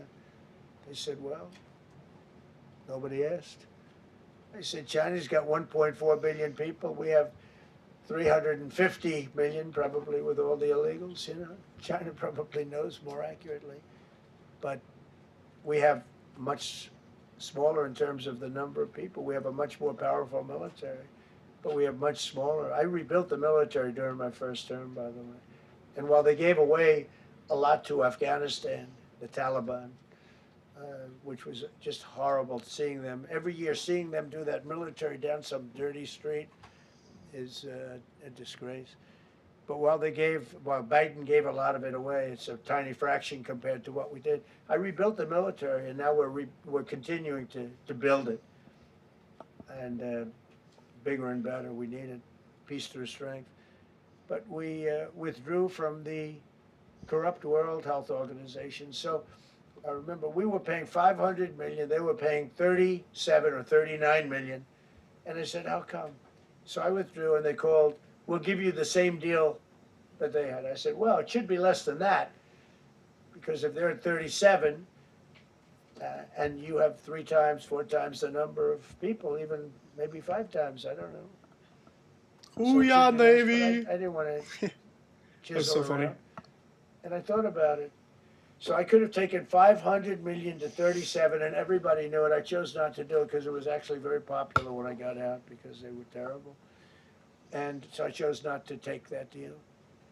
First thing Biden did is go back into it. You know what he paid? More than 500 million. So I actually called them. I said, you know, you can buy it for less. You can make a deal at 37. There's no reason to pay 500. They didn't care. They paid more than 500. Did you know that? They paid more than 500 million. I made a deal at 37. I could have had 37. They were public about it. We'll give you the same deal that China has for 37. And they paid 500 million. They paid $500 million. That's the way you ruin a country. And it's the same attitude that, you know, you have on everything else with these people. They were terrible. The anti-American UN Human Rights Council we ended. The UN Relief and Works Agency we ended. And the fake Paris. This is nauseating. But folks, thanks for being here. Look, some people are saying you got to tune it out. I encourage you to watch because, again, his supporters, they don't watch. They don't pay attention. They don't know the facts. And then if you are watching on cable news, we don't need to support these traditional mainstream media networks because they're not supporting us. They're not giving us the truth. They're always giving us some kind of corporate spin. A lot of these networks are complicit in what's happening. Look at CBS News, the place you go to see BS News. That was from Nikki Glaser at the Golden Globes.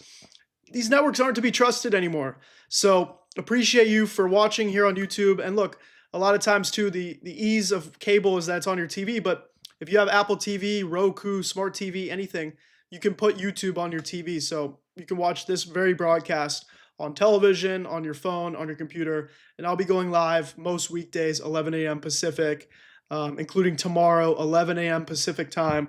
Be there. We'll be live covering whatever happens next because we are all in this together. Let's listen back into this lunatic. Power stations all over the country would have cost $4 trillion. $4 trillion. That's more than any country has. If you got China, the United States, and everyone, you couldn't do it. And it would have taken years. And yet they were supposed to be switching over. Electric vehicle mandate. Some people don't like electric cars. Some people want hybrids. Some people want regular gasoline-powered cars. We have more gasoline than anybody. And now with Venezuela, we have 62% of the market when you include Venezuela. So I ended the Green New Scam, and I ended the insane electric vehicle mandate. Now you can buy a gasoline-powered car, a hybrid, and you can buy a electric vehicle. I mean, if you think, if you want electric, you can buy it. Make a good deal on them right now because they made a lot of them. Permanently stopped Joe Biden's ridiculous cafe standards. That's having to do with the environment. So ridiculous. Cancel the EPA's absurd, totally absurd, tailpipe emission standard, which made you spend hundreds of thousands. It made for hundreds of thousands of cars. The numbers, the cost numbers were incredible that the consumer has to pay. Imposed 25% tariff on all foreign automobiles and 100% tariff on Chinese cars, which don't come into the country because of tariffs. Only because of tariffs. We didn't have tariffs, you wouldn't have any car. We have now more car factories being built in the United States than ever before because of tariffs. If they take those tariffs away, China will eat our lunch. They'll take all of our car business. I wonder why. Maybe it's because they had a 10, 15, 20-year head start on EVs, and their cars are just so much better than ours. But in order to rig the game for Tesla, we have to ban China from selling cars here. No, there's another way of doing it, but it's more. There's another way of doing it. You're right. How about instead of punishing China for making better cars, you should actually incentivize American companies to make better cars? Like, hey, could you imagine if we had Chinese cars here in the US right now that are half the price as Tesla, twice as long battery range, faster, cooler? Maybe that would actually push American companies to make faster, cheaper, longer lasting battery cars. I'm just saying. Cumbersome, et cetera, et cetera. I don't want to scare And you wanted laissez-faire. but it's much more cumbersome, not as good for national security. Someone in my chat says I have a BYD, so much better than Tesla. Are you in the United States? How do you have a BYD? I would love to get one, but you can't have them here. Are you in another country? This is Jimmy. Let me know how you got a BYD. We have a perfect system right now. We're making a fortune. We've never been stronger, and I hope the Supreme Court does the right thing for our country, because if they don't, it's such a problem. It's just so, it would be so sad. This part of this whole speech is just him like lobbying the Supreme Court, like begging them to go his way on the tariff case, which is not how the Supreme Court works. You are not supposed to influence the Supreme Court politically by begging them or telling them what to do. But because they're stacked with Trump loyalists, they might do what he wants. And foreign car oriented and foreign business oriented, but in particular China. They're suing to get rid of tariffs because they don't want tariffs, like Coke. Coke has businesses outside of the United States. If you have them outside, you don't want tariffs. But because of tariffs, they treat us well. Without tariffs, they would treat us very badly, as you saw for many years. They respect us. Oh, you're in the UK. You're so lucky, Jimmy. By a lot. And revoked the California emissions waiver to stop San Francisco communists from regulating the automobile industry and destroying automobiles and the industry in the nation. I was with Bill Ford of Ford Motors. I was with all the people at General Motors the other day, and they are making more money and building more cars than they are doing so good, all because of tariffs and what I've done. And they're building their plants. Really? Somebody says there's a lot of Chinese EVs in America. You have to import and pay fees. I thought it was like literally impossible because you couldn't get like the proper registration because they're not regulated in our market or something. I don't know. Maybe I'm misinformed on that. In the United States, reopened ANWR for drilling. That's a big deal. Launched a massive Alaskan pipeline project to export natural gas to Asia. We made a deal with South Korea and with Japan that gives us money, the likes of which nobody's ever seen before. Signed executive orders to end Biden's war on coal and I say clean, beautiful coal. I never say the word coal. It has to be preceded by the words clean, beautiful coal. and put minors back to work. The minors love Trump. I think I got 100% of their vote. We banned transgenders from the military. We don't want transgender in the military. Transgenders from the Ordered military. reinstatement of patriots expelled from our military with full back pay. So we had some people that were terminated and they're coming back into our military. Fired the woke boards of visitors at our military service academies. The boards of visitors were run by radical left, maybe communists, maybe not, but they were still heavily radical left and they were bad for us. Signed an executive order to remove anti-American propaganda from federal museums and national parks. Required the federal employees to return to work in person or be fired. We don't want them sitting in their home on their bed working. We want them in an office that we're paying for in Washington, D.C. or wherever it may be. And we've largely taken care of that mess. That was crazy. I guarantee you they're out on the ball fields. I guarantee you they're out playing golf. And you can't run a country or a company that way. I think it's happening even so with countries and companies. But we had so many of our federal workers, they wouldn't come into work. Signed an order banning all government censorship and restoring free speech. Made it the official policy of the United States government that there are only two genders. This was not a tough one. Two genders. Can anybody guess what they are? Male? Normally he gets a laugh from the homophobic, sexist people in the audience. Two genders. But I think everyone's actually asleep right now. And female. I think the Democrats know that too, but they refuse to admit it. Ban the use of puberty blockers, hormone injections, and other chemical and surgical mutilation of children. Can you imagine saying this 15 years ago? That we banned the use of puberty blockers, hormone injections, and other chemical and surgical mutilation of our children. You know, when I say it, I say, do I have to say that? I actually ask my people today, yes, sir, because people, that's where the country went.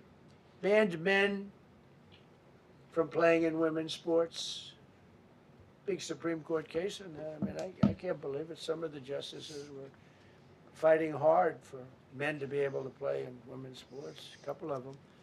I can't imagine it, but I think anybody that rules that way should lose a lot of credibility. But we banned men from playing in women's sports. So all you have to do is look at the records. Look at weightlifting records. Look at swimming records. Look at track and field. It's not fair. It's very demeaning to women. Banned transgender ideology and critical race theory from our schools. Secured unprecedented settlements with Brown University, Columbia University, and many other colleges, including the University of Pennsylvania, where I went, the great old Wharton School of Finance. To restore fairness and merit, we're working with Harvard right now. They've been very anti-Semitic. Terrible what they've done. And we'll see what happens. I hear we have a deal, but who Harvard has been very anti-Semitic, They have a lawyer that wants according to show Trump. how hot he is. Ended taxpayer-funded student loan forgiveness for radical left and anti-American activists. Can you believe it? Began the process of abolishing the Federal Department of Education and returning education back to the states. And Linda McMahon is doing a fantastic job. Ended Joe Biden's weaponization of our government and removed his hand-picked radical left Marxist prosecutors from the Department of Justice, like deranged Jack Smith. He's a sick son of a bitch. They gave me the worst of the worst. And here I am. How did that happen? How did that happen? He's a sick guy, and Letitia James is sick, and Alvin Bragg is sick. They're sick people. And others. Fannie. You can't call Fannie. She doesn't like it. She wants to be called Fani. Fani Willis. I won. Can you imagine putting somebody through that? And then if I suggest that somebody may be guilty of a terrible crime, oh, he's weaponizing government. Trump is weaponizing government. It's terrible. Can you imagine? They say to me about weaponize. I don't weaponize anything. But what they did to me, nobody ever went through what I went through. Stick around And because here he's I about to am in take a place called questions. the White House. It's a beautiful place. He's about to take questions from the reporters. It's crazy too how he calls them fake news because we know he's handpicked everybody who sits in there. But he's gonna take questions, so make sure you stick around because I want to show that part. They were terrible. They were so unfair. They were so terrible. Officially reinstated Columbus Day. I like the name Columbus Day. The Italian people are very happy about it. Remember when you go to the voting booths, I reinstated Columbus Day. That was an easy one. Christopher Columbus. Cut Social Security wait times by 50%, serve 65% more Social Security recipients by phone, and are on track to doubling the service and performance compared to the Biden administration. We're 2.5 to 3 times better and faster. Slash VA claims backlog to the lowest number ever recorded.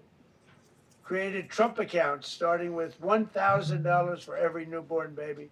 This is something that's become so popular. And I give Mr. and Mrs. Michael Dell Computer, who put in $6,250,000,000, started with nothing, and he actually invested all that money to give to kids, so that when they grow up, they have an account that might be worth a lot of money.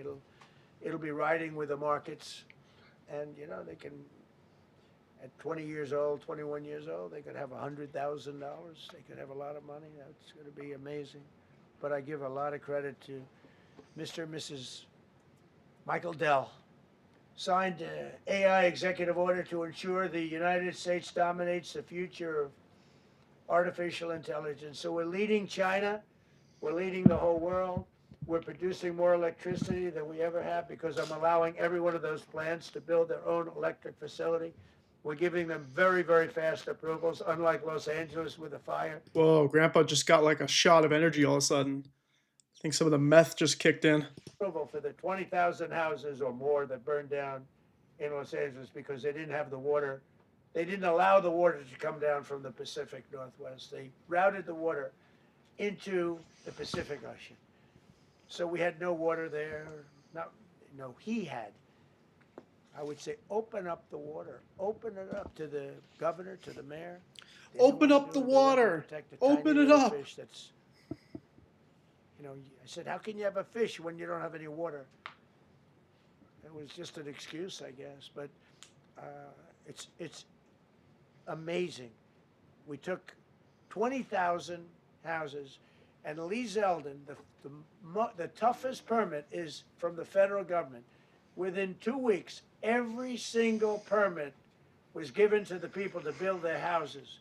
Then you have the incompetent mayor of Los Angeles. He's neutral, who decided to go to Africa during the fire.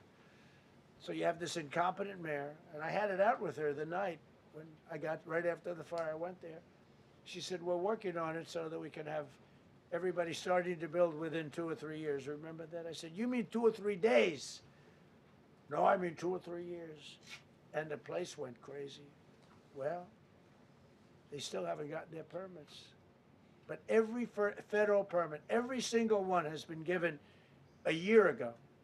And Lee Zeldin has done a great job. And he's done a great job in the approval of all these big plants and factories and all of the electricity that they're creating for themselves. I said to Zuckerberg, I said to all of them, I said to Jeff Bezos, I said to everybody.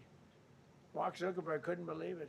He said, where are we going to get all the electricity? Because you need double the electricity that the country currently makes just to fire up those big plants. I said, well, nobody can do that. So what we're going to do is let you make your own electricity. Nobody believed it. And I said, we're going to get you fast permits. So we get them within 2 weeks. And they're coming up with some of the most incredible electric plants you've ever seen. So each one of those massive buildings, AI or otherwise, is building their own electricity. They're building their own plant. And it's incredible. Many of them are under construction already. They're going to have, we're leading AI and we're leading China by a lot. Established a MAHA presidential commission, banned many artificial fertilizers, issued new This vaccine guy's recommendations, unbelievably and created a ill. new real food pyramid. and Bobby and Dr. Oz have been incredible. Provided $12 billion in aid for American farmers. Just gave them $12 billion in aid. People are like, he's still talking. Yeah, I'm trying to speed up a little bit. All right. So let's go. Oh, okay. So he's going to get questions from reporters. All right, real quick. Just want to do a little show note. Thanks for watching. This is The Pulse with Josh Greene. We are renaming the Progressive Pulse to The Pulse, and we're going to have a whole rebrand coming soon. New logos, new designs, new show elements. We want this to be your place to find alternative news. This is going to be the counterculture to mainstream media, because right now these cable news networks are not to be trusted. What you read in traditional newspapers, not to be trusted. The news is compromised by the billionaires and the Epstein class and the Trump regime. But I'm Josh Greene. I've never had a conversation with an advertiser, a donor, a political party. I've had conversations with politicians, but that's because I'm asking them the questions. I'm an independent political commentator, and I appreciate you for being here. Look, I'm just a young person in America, also deeply concerned about our country. I'm concerned about the economy, war, climate change. So we're going to be covering all of it. Immigration, healthcare, everything is going to be talked about here on this channel. Make sure you're subscribed. If you want to support the show, consider becoming a member here on YouTube for $5. You can also send a super chat. That's like a one-time contribution to help support the work that we do. At the end of the day, I'm just doing this because you're all here watching this. We're all a community together of real American patriots. We're the only Americans left. Only Americans left. These people are not Americans. They're trying to change our country into something different. We need to put this country back on track. So I appreciate you for being here. Again, you can become a member on YouTube by clicking the membership button, or make sure you're just subscribed. Share this channel with a friend. So Donald Trump just spoke for about 2 hours in his most incoherent and clinically insane speech yet, with all of his classic hits like how immigrants are terrorists and how the left is communists and they should be prosecuted. And now he's going to take questions from the handpicked members of the media that he calls the fake news, even though he controls everybody in the room. So let's listen to the questions that are asked to our dear leader, the Führer, Daddy Trump. Here we go. Hottest country in the world right now, and that's after 1 year. So let's go. Let's go. That's a lot of people. Go ahead, please. Yeah, go ahead. Thank you so much, Mr. President. I have two questions for you. One, do you want your Board of Peace to replace the UN? Well, it might. I mean, the UN just hasn't been very helpful. I'm a big fan of the UN potential, but it has never lived up to its potential. The League of Nations is not a legit body. What do we need the League of Nations for? Now he's saying the UN is not a real thing. And by the way, Trump's Board of Peace for Gaza, we've talked about this.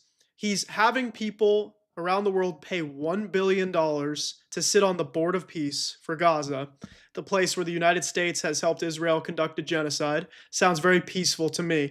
And they want to have Benjamin Netanyahu, the war criminal of Israel, to be on the board. They want war criminal and dictator Vladimir Putin to be on the board, Viktor Orban of Hungary. So the Board of Peace is essentially going to be a bunch of war criminals that pay $1 billion to sit with Trump on the Board of Peace as they figure out how they want to complete the ethnic cleansing of the Palestinian people. And Trump is saying that will replace the UN. UN should have settled every one of the wars that I settled. I never went to them. I never even thought to go to them.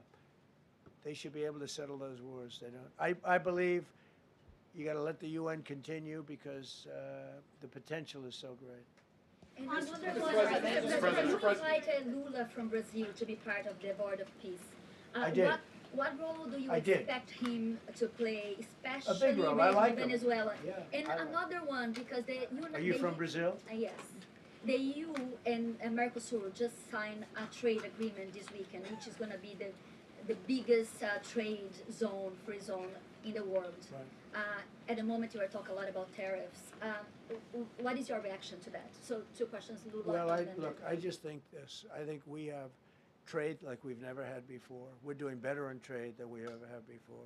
We're not being ripped off by every country in the world like we were before.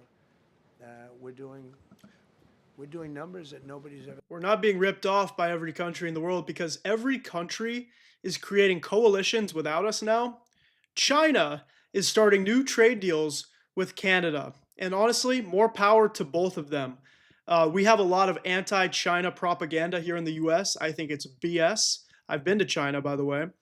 China designates their cities into different tiers. They have tier 1 cities, tier 2 cities, tier 3 cities based on how new the cities are, how much growth there is in that city. And their tier 3 cities, the lower tier, are like bigger and more developed than many US cities now. They are booming in China. And why is that? Well, because China spends all of their money on their country. They have high-speed rail, ginormous skyscrapers, clean streets, safe streets. Okay? And what do we have in the US? Billions of dollars go to ICE, billions and trillions of dollars go to war. You don't see China bombing countries in Africa, in the Middle East. They're not doing that. They're focusing on their country. I thought possible. We're the richest we ever were. It's because of tariffs and the proper use of tariffs. And we're also the most secure. As an example, Iceland, without tariffs, they wouldn't even be talking to us about it. So we'll see what happens. I think it's going to work out quite well. Yeah, right behind. Thank you, Mr. President. How would you characterize your relationship with Emmanuel Macron and Keir Starmer right now? And have you spoken to them since your Truth Social post last No, I night? haven't, but I think I get along very well with them. Mind you, by the way, Trump leaked private messages with the president of France last night at like 4 in the morning. This dementia ridden fuck face, Donald Trump, is just leaking text messages that he has with world leaders to create leverage about Greenland. So he's showing text messages with Macron, and the texts of Macron say, I don't understand what you're doing with Greenland. Why is Trump posting Macron's private messages where Macron is saying he doesn't understand what Trump is doing with Greenland? So Trump can say whatever he wants about his relationship with these other leaders. And these other leaders, they need to be pushing back more because they are just letting Trump walk all over them. I mean, they always treat me well. They get a little bit rough when they're, when I'm not around. But when I'm around, they treat me very nicely. And, I like both of them. They're both liberal. They've got to straighten out their countries. You can't, London is having a lot of problems. And if you look at Paris, got a lot of problems. They have two problems, immigration and energy. They got to stop with the windmills, and they got to go back like UK has an unbelievable asset called the North Sea. Norway uses it, makes a fortune. They have a better section of it, and they don't do it. They could straighten out their countries, and it would be good. But I get along very well with them. You told Norway's prime minister. Are you from Norway? No. You look you like told- you would be from Norway. She looks like she's from Norway. Go ahead. You told Norway's prime minister that you not winning the Nobel Peace Prize made you feel less obligated to think purely of peace. Well, I Why would lost a not- lot of respect for Norway. And But why I would not believe, winning and that I believe prize very affect- strongly that Norway controls the Nobel Prize. But you have to understand, I settled 8 wars. I've had everyone. He keeps saying he's settled 8 wars, except he's started new wars, and the 2 wars he campaigned on ending.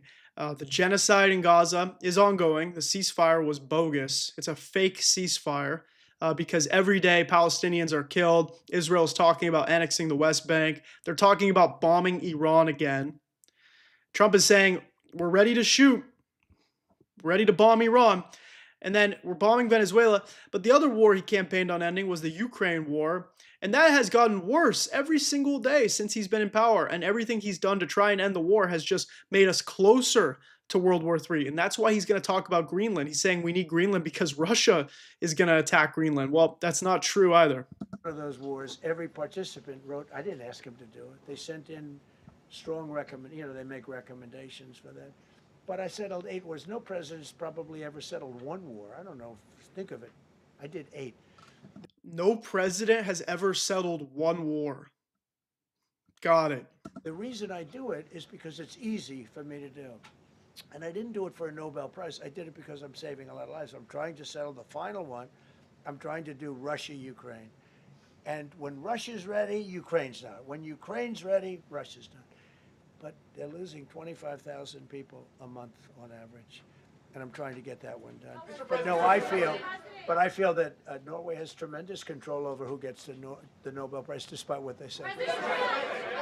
How far are you willing to go to acquire Greenland? You'll find out. Did everybody just hear that?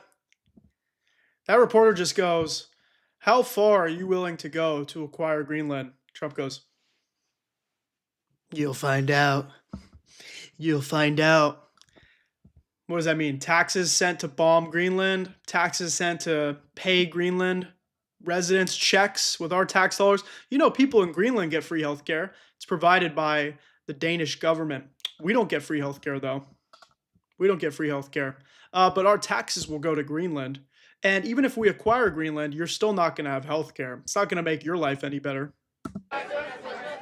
Worse, actually. Kevin Hassett has said that those $2,000 tariff rebate checks would be up to Congress to decide whether or not to disperse that. Do you agree with Kevin Hassett on that, or do you think you can do that unilaterally? No, I don't think we would have to go the Congress route, but we'll find out. The reason we're even talking about it. He's talking about the tariff checks. He's still trying to trick you into thinking you're going to get $2,000 tariff checks. I couldn't tell if that reporter was handpicked, like somebody trying to trick us, the audience, into thinking tariff checks are coming, or he's trying to corner Trump and say, hey, you talked about those tariff checks. What happened to that? But Trump is saying that you're going to get a $2,000 check in the mail for tariffs. But the funny thing is, it's just $2,000 of American money. Like, you're just going to be paid a check from the money that we have spent through tariffs. We're the ones absorbing the cost. The Trump administration is taking our money, and then they'll send it back to us in the form of tariffs. In the form of these tariff checks, even though they're never going to actually send these. Did you ever get your Doge check? Did you ever get a Doge rebate check? Weren't we supposed to get a $5,000 Doge rebate check? Whatever happened I thought they were going to cut $1 trillion with Doge. Whatever happened to that? Is that we have so much money coming in from tariffs that we'll be able to issue at least a $2,000 dividend and also pay down debt for the country. But we'd do a $2,000 dividend to the people of our country. Would probably set a limit of, income limit where it made sense. But we will be able to make a very substantial dividend to the people of our country. I believe we can do that without Congress. Last night on Truth Social, you said that the British plan to hand the base of Diego Garcia over to Mauritius and then rent it back was an act of great stupidity. Previously, you've backed that deal. Is it now your position that the deal should not go ahead? I think that they, when they originally were going to do it, they were talking about doing some concept of ownership. But now they're looking to essentially just do a lease and sell it.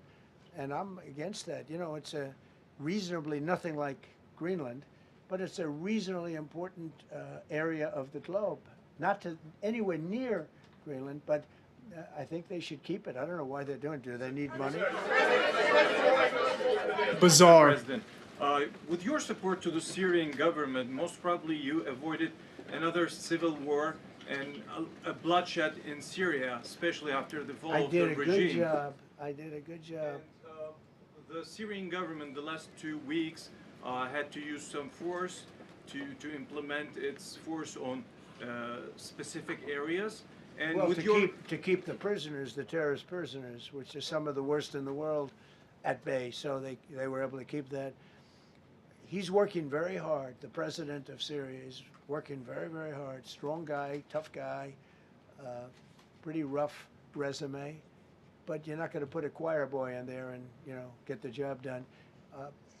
He loves role playing as like this gangster president. He's like a thug. He's like, that's a tough guy. He's got a tough resume. You're not going to put a choir boy in there. This is part of what I was saying about him, like running for president, because he was literally on the run from the law. And he knew that if he got back in power, he wouldn't be prosecuted and he wouldn't have to pay these millions of dollars in settlements that he owed to E. Jean Carroll and to the state of New York for conducting business fraud, et cetera, et cetera. So now that he's in the Oval Office, he's kind of just like role-playing president in like a gangster character. Like he's just a movie character at this point.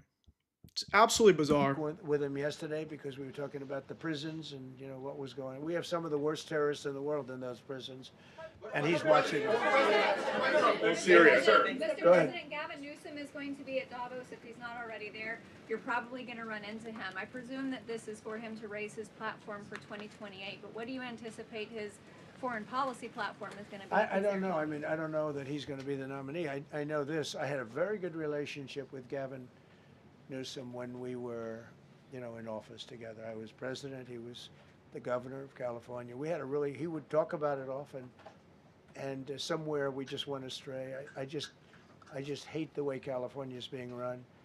We actually have people leaving. It's never happened before. Mind you, Donald Trump never delivered the wildfire aid to California. So if you're wondering why things are taking a long time to rebuild, well, he's withholding money from the state because and their sanctuary cities, but he never delivered on the wildfire aid. And Donald Trump knows that California keeps the lights on for so many states in this country. What are we getting out of this social contract?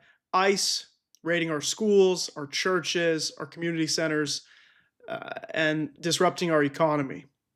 What? That's not a good deal for California. California should be getting free healthcare. We should be getting free college. We should be getting all these things, which we're now using with our California legislation and California tax dollars to improve upon. You've got people running for governor of California in 2026 that are talking about having universal healthcare in the state of California.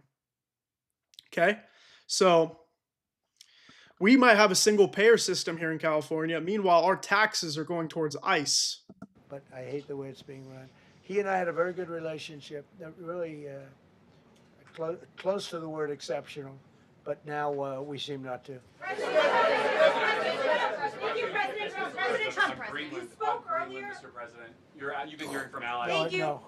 Thank you so much, President Trump. Kara Castanova from Lindell TV, and you spoke earlier about the 2020 Lindell election. TV. Now that Maduro is in U.S. custody and he was criminally charged, has any more information emerged that you could share with us regarding Venezuelan election software and Venezuelan ties to tampering with the 2020 election? And would you consider speaking to Maduro personally in prison in New York to get some answers on Venezuela's involvement with the 2020 election? No, I don't think I would be doing that. I think my lawyers would be very unhappy if I did that. Yeah, they've learned some things. Please.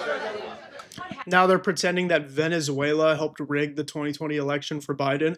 I wonder if they're actually going to run with that, because at this point they're just grasping at straws and their messaging isn't working. Like earlier, we heard him begging us to believe that Renee Good's wife, the woman who was killed by ICE, her wife was a paid agitator because she was yelling shame so loud. Trump's like, only a person that could be a paid agitator would be that outraged at somebody being killed. How about her wife just got shot in front of her for no reason?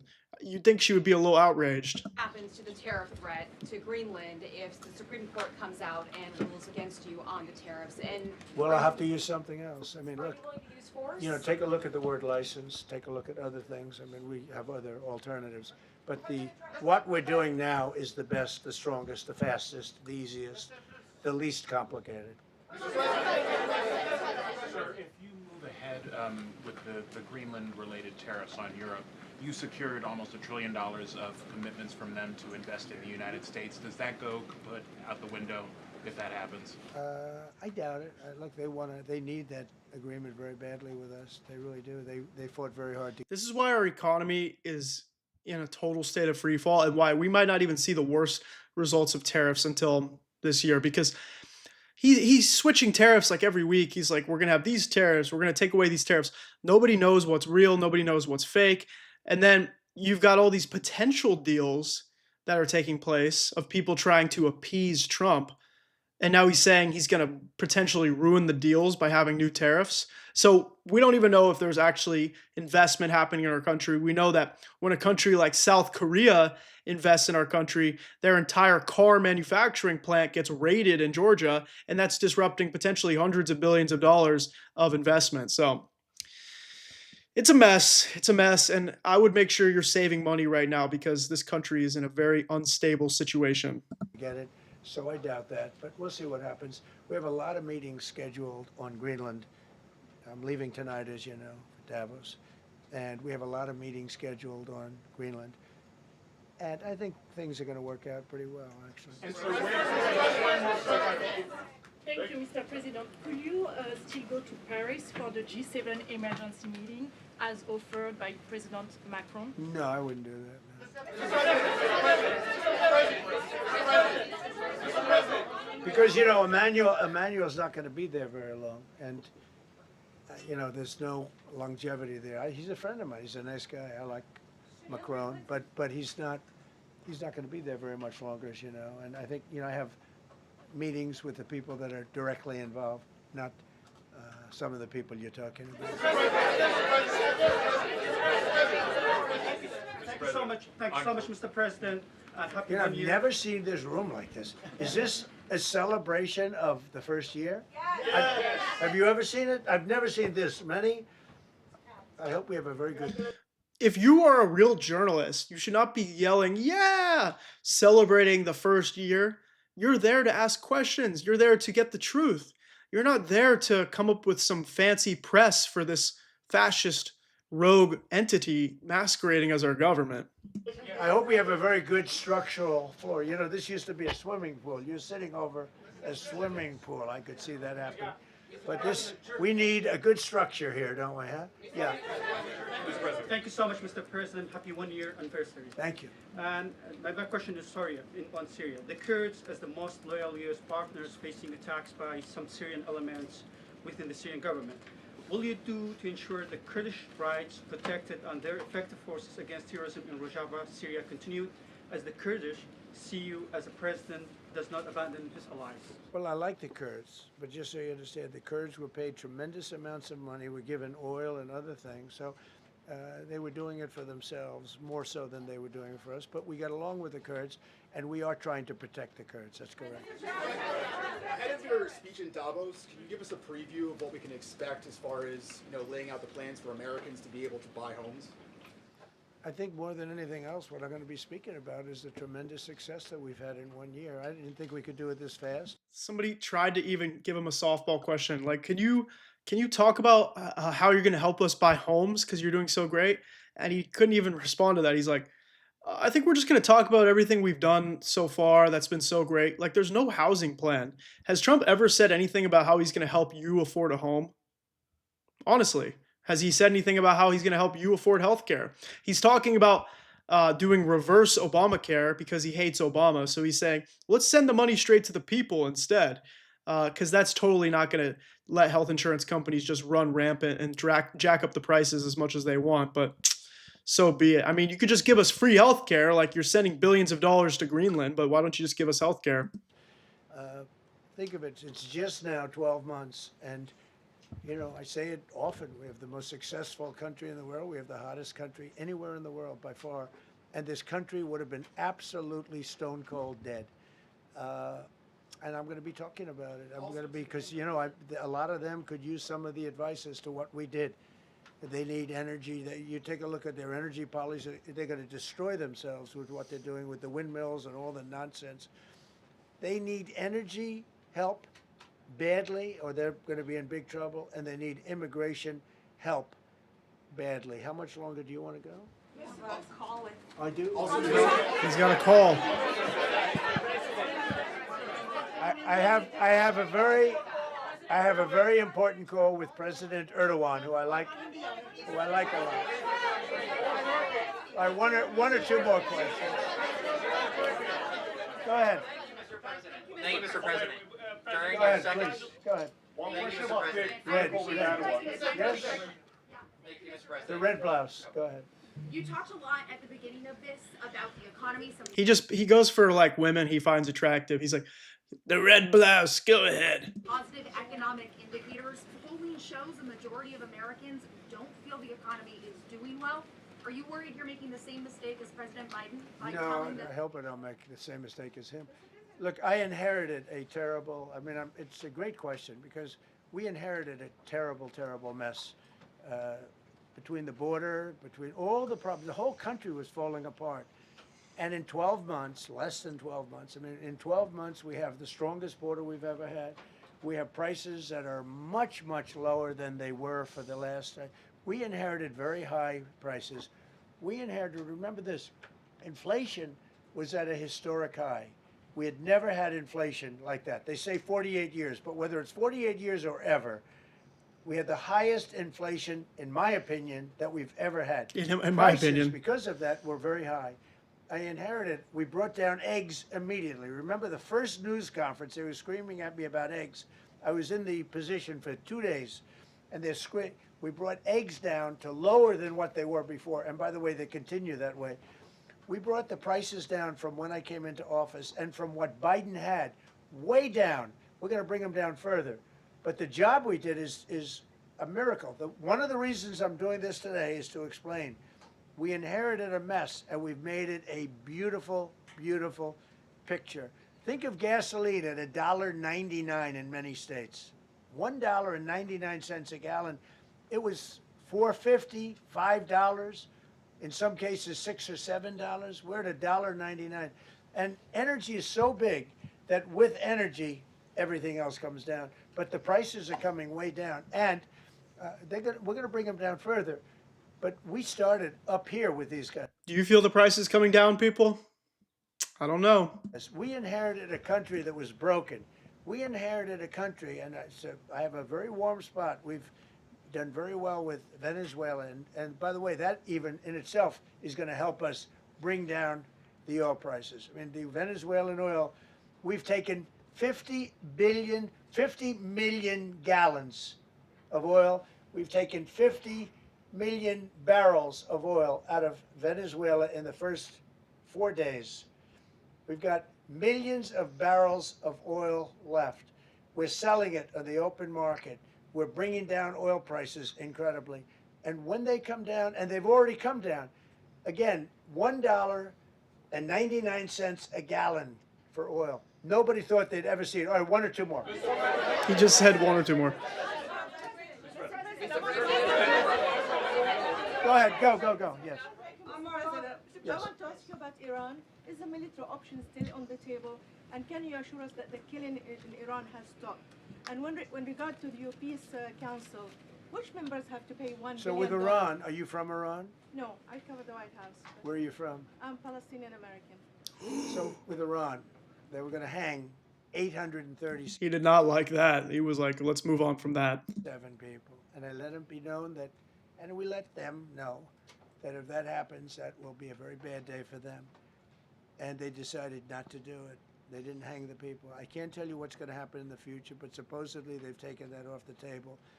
But they were going to, last week, they were going to hang on Thursday or Wednesday. They were going to hang, I think, 837 people. And they didn't hang anybody. So we're just going to have to see what happens with Iran. Is the military option? Just so you know, we're going to bomb Iran sometime this year. We already did last year. Remember, we bombed Iran. And Trump says, I saw update wars. You bombed Iran.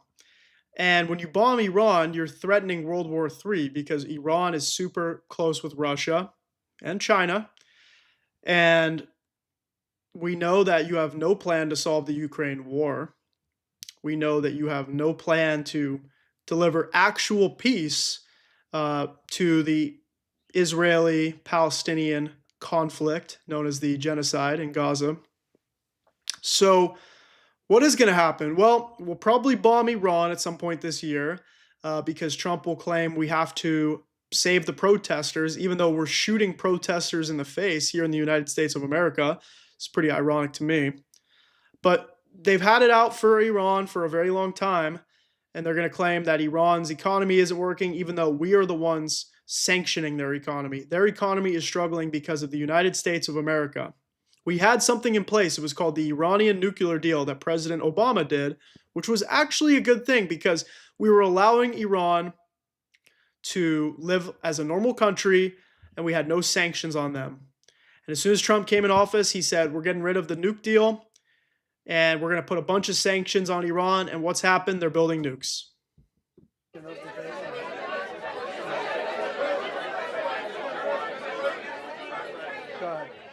Go ahead. Thank you, Mr. President. President Trump. Thank you, President Go ahead, please. Thank you, Mr. President. Go ahead, I'll take your question. Thank you. Thank you. Thank you, Go Mr. ahead, right President. here. Thank you, Mr. President. You promised during your second inaugural to always put America first. I'm curious, how would you winning the Nobel Peace Prize improve the lives of average, everyday Americans? Why is this prize so important? It wouldn't improve the lives of any.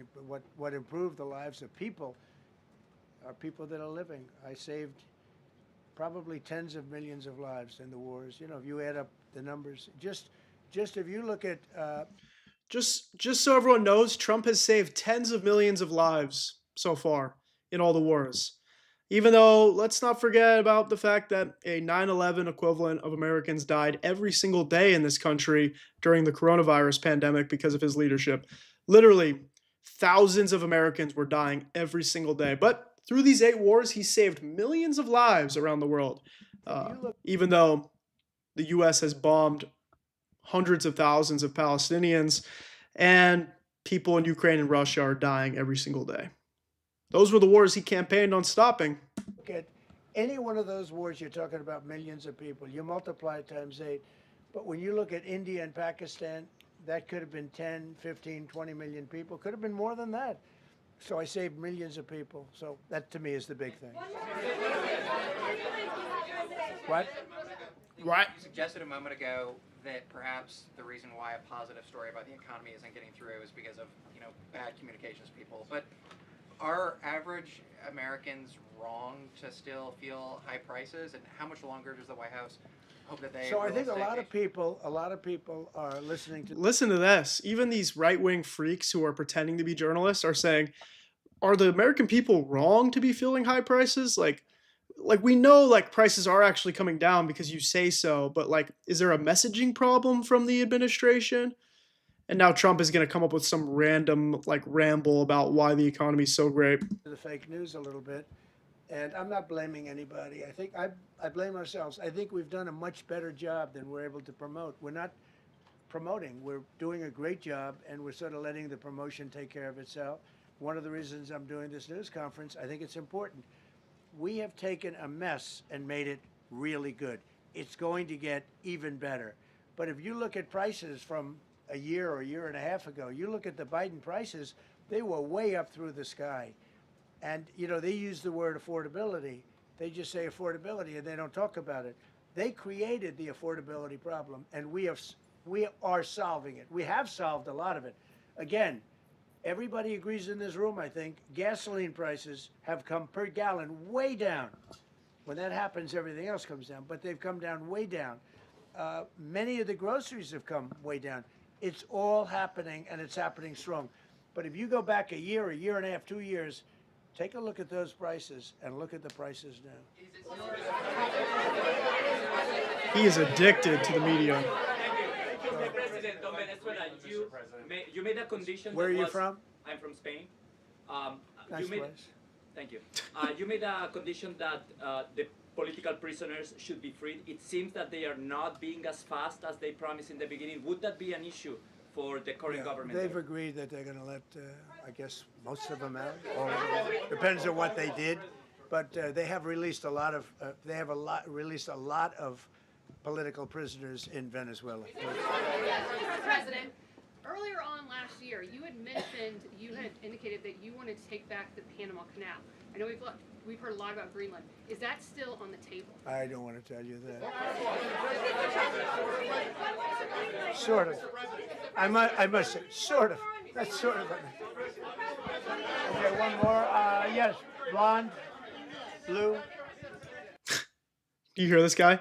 He was told half an hour ago that he had to go take the call with the president of Turkey, who's probably wondering where Trump is. We, the American people, are paying taxes to watch him do this. This is what I've done with my whole day so far. Thanks for being here. And he even said, nobody's bored, right? As he's flipping through pictures earlier of all these brown and black people that he's claiming are scary criminals. And now he's just hunting for women in the audience. He's like, you, blonde, blue eyes, let's go.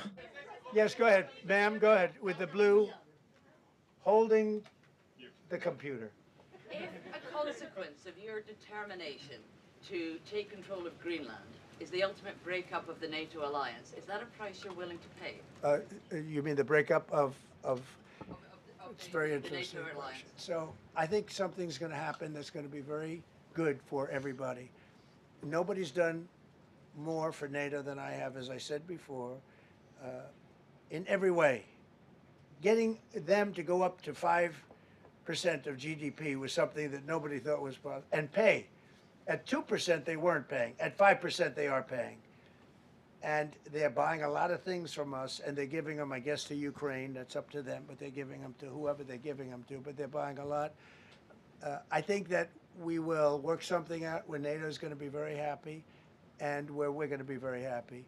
But we need it for security purposes. We need it for national security and even world security. It's very important. How about it? Thank you very much. First of all, Can you last say one year more? you told me that you believe that the reason you won the election is because God put you in this place so that you could save the world. Looking back 1 year, do you feel like God is proud of the effort that you've put I in? do, actually. I think God is very proud of the job I've done. And that includes for religion. You know, we're protecting a lot of people that are being killed. Christians, and Jewish people, and lots of people are being protected by me that wouldn't be protected by another type of president. No, I think a lot of people are very proud of the job we've done. We've had an amazing year. This has been one of the greatest years. Even some people that wouldn't necessarily love me instinctively, they're saying this was an incredible year. We've had an incredible year economically. Look at our border. Our border was a disaster. People pouring. It was an invasion into our country of a lot of very bad people. Good people too, but a lot of very bad people from prisons and drug dealers and gangs and horrible people, murderers, thousands and thousands of murderers allowed into our country.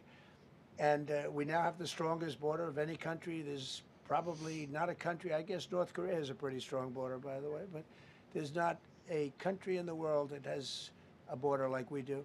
And we took it from the worst border. We had the worst border in the world. Now we have one of the strongest borders in the world. One more question. You said you're hoping something's going to get worked out in Greenland, but Greenlanders have made it clear they don't want to be part of the U.S.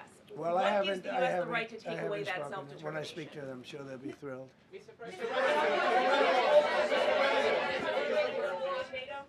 are you committed to keeping the U.S. in NATO?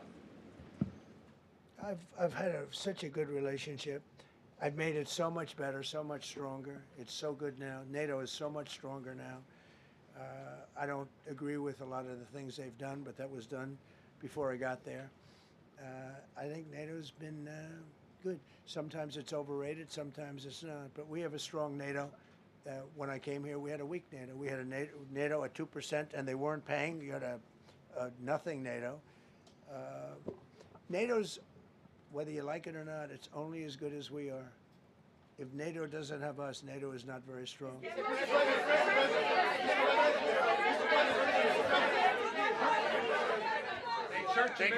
Yes, no, behind you, please. This quite literally could be like one of his last press conferences. This guy is on death's door. He is losing his mind. How many times has he said he was going to take one more question?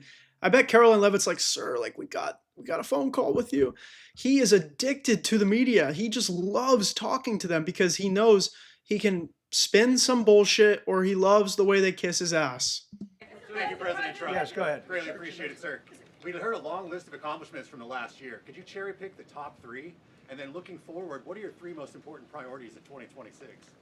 So I think the building of a really powerful military has been a great achievement, and that would include the Venezuela thing. That would include the attack on Iran and the wiping out of the nuclear threat.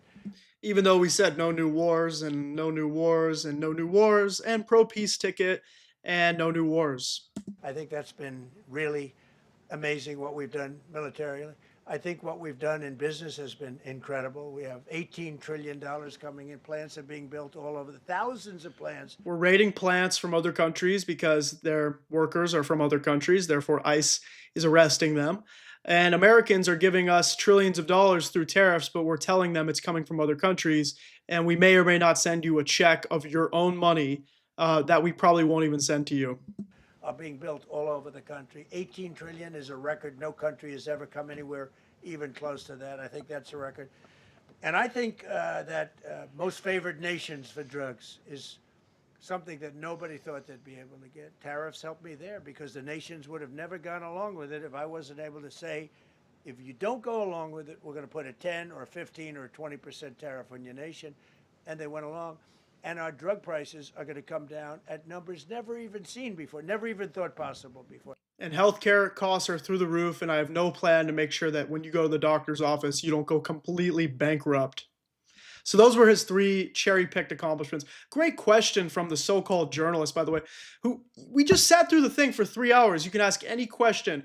Sir, can you just tell us your 3 accomplishments again, please? And afterwards, can you lick my taint and get on your knees and kiss me, Daddy? Unbelievable. So those would be 3 things. Thank you all very much. Thank you, Mr. President. Thank you very much. Thank you very much. Look how slow he's moving. He literally looks like he's about to tip over. Oh, Caroline's pissed too. She's like, sir, we have to move now. Wow, that was an absolute nightmare for our country. The fact that he's in charge, the fact that he has control over our country at all is extremely alarming. And especially in the end there, he had no idea what was going on in this country. He couldn't even name his goals for 2026. The guy said, can you cherry pick your 3 accomplishments and can you tell us the goals for 26? He didn't even get to that part of the question. And as you heard at the end, he's talking about dissolving NATO. He's talking about attacking Greenland potentially. He's saying the UN is weak and ineffective. Oh, it's just rough. But he's our president, so we got to support him no matter what. Just kidding. Folks, if you tuned in this far, thanks so much. This was a long one. I appreciate you for being here. I know I haven't been going live as much, but my plan is to go live more often than not. Weekdays around 11 a.m. Pacific. If you come to my channel, you'll see a live feed around 11 a.m. Pacific time most weekdays, at least Tuesday, Wednesday, Thursday. And if you come to the channel and I happen to not be live, just know I'm recording videos. You'll see it on my Instagram, TikTok, YouTube, Facebook, Twitter, Threads. If you want a link to everything, it's all in the description of this video. But you can search Josh the Progressive on every platform. You'll find me. My name is Josh Greene. You've been watching The Pulse with Josh Greene. Appreciate you for being here. This is real independent media. Last chance for today. If you want to become a member on YouTube, it's a $5 monthly membership. It gives you some really cool perks. It supports the show. You can also become a member on Instagram. It's very helpful and allows you to have access to some cool exclusive content. Please subscribe, share this to help me share the truth about what's happening here in this country and around the world. Stay vigilant, stay well, and fight the fascist Trump regime. Thanks for being here. Have a great day.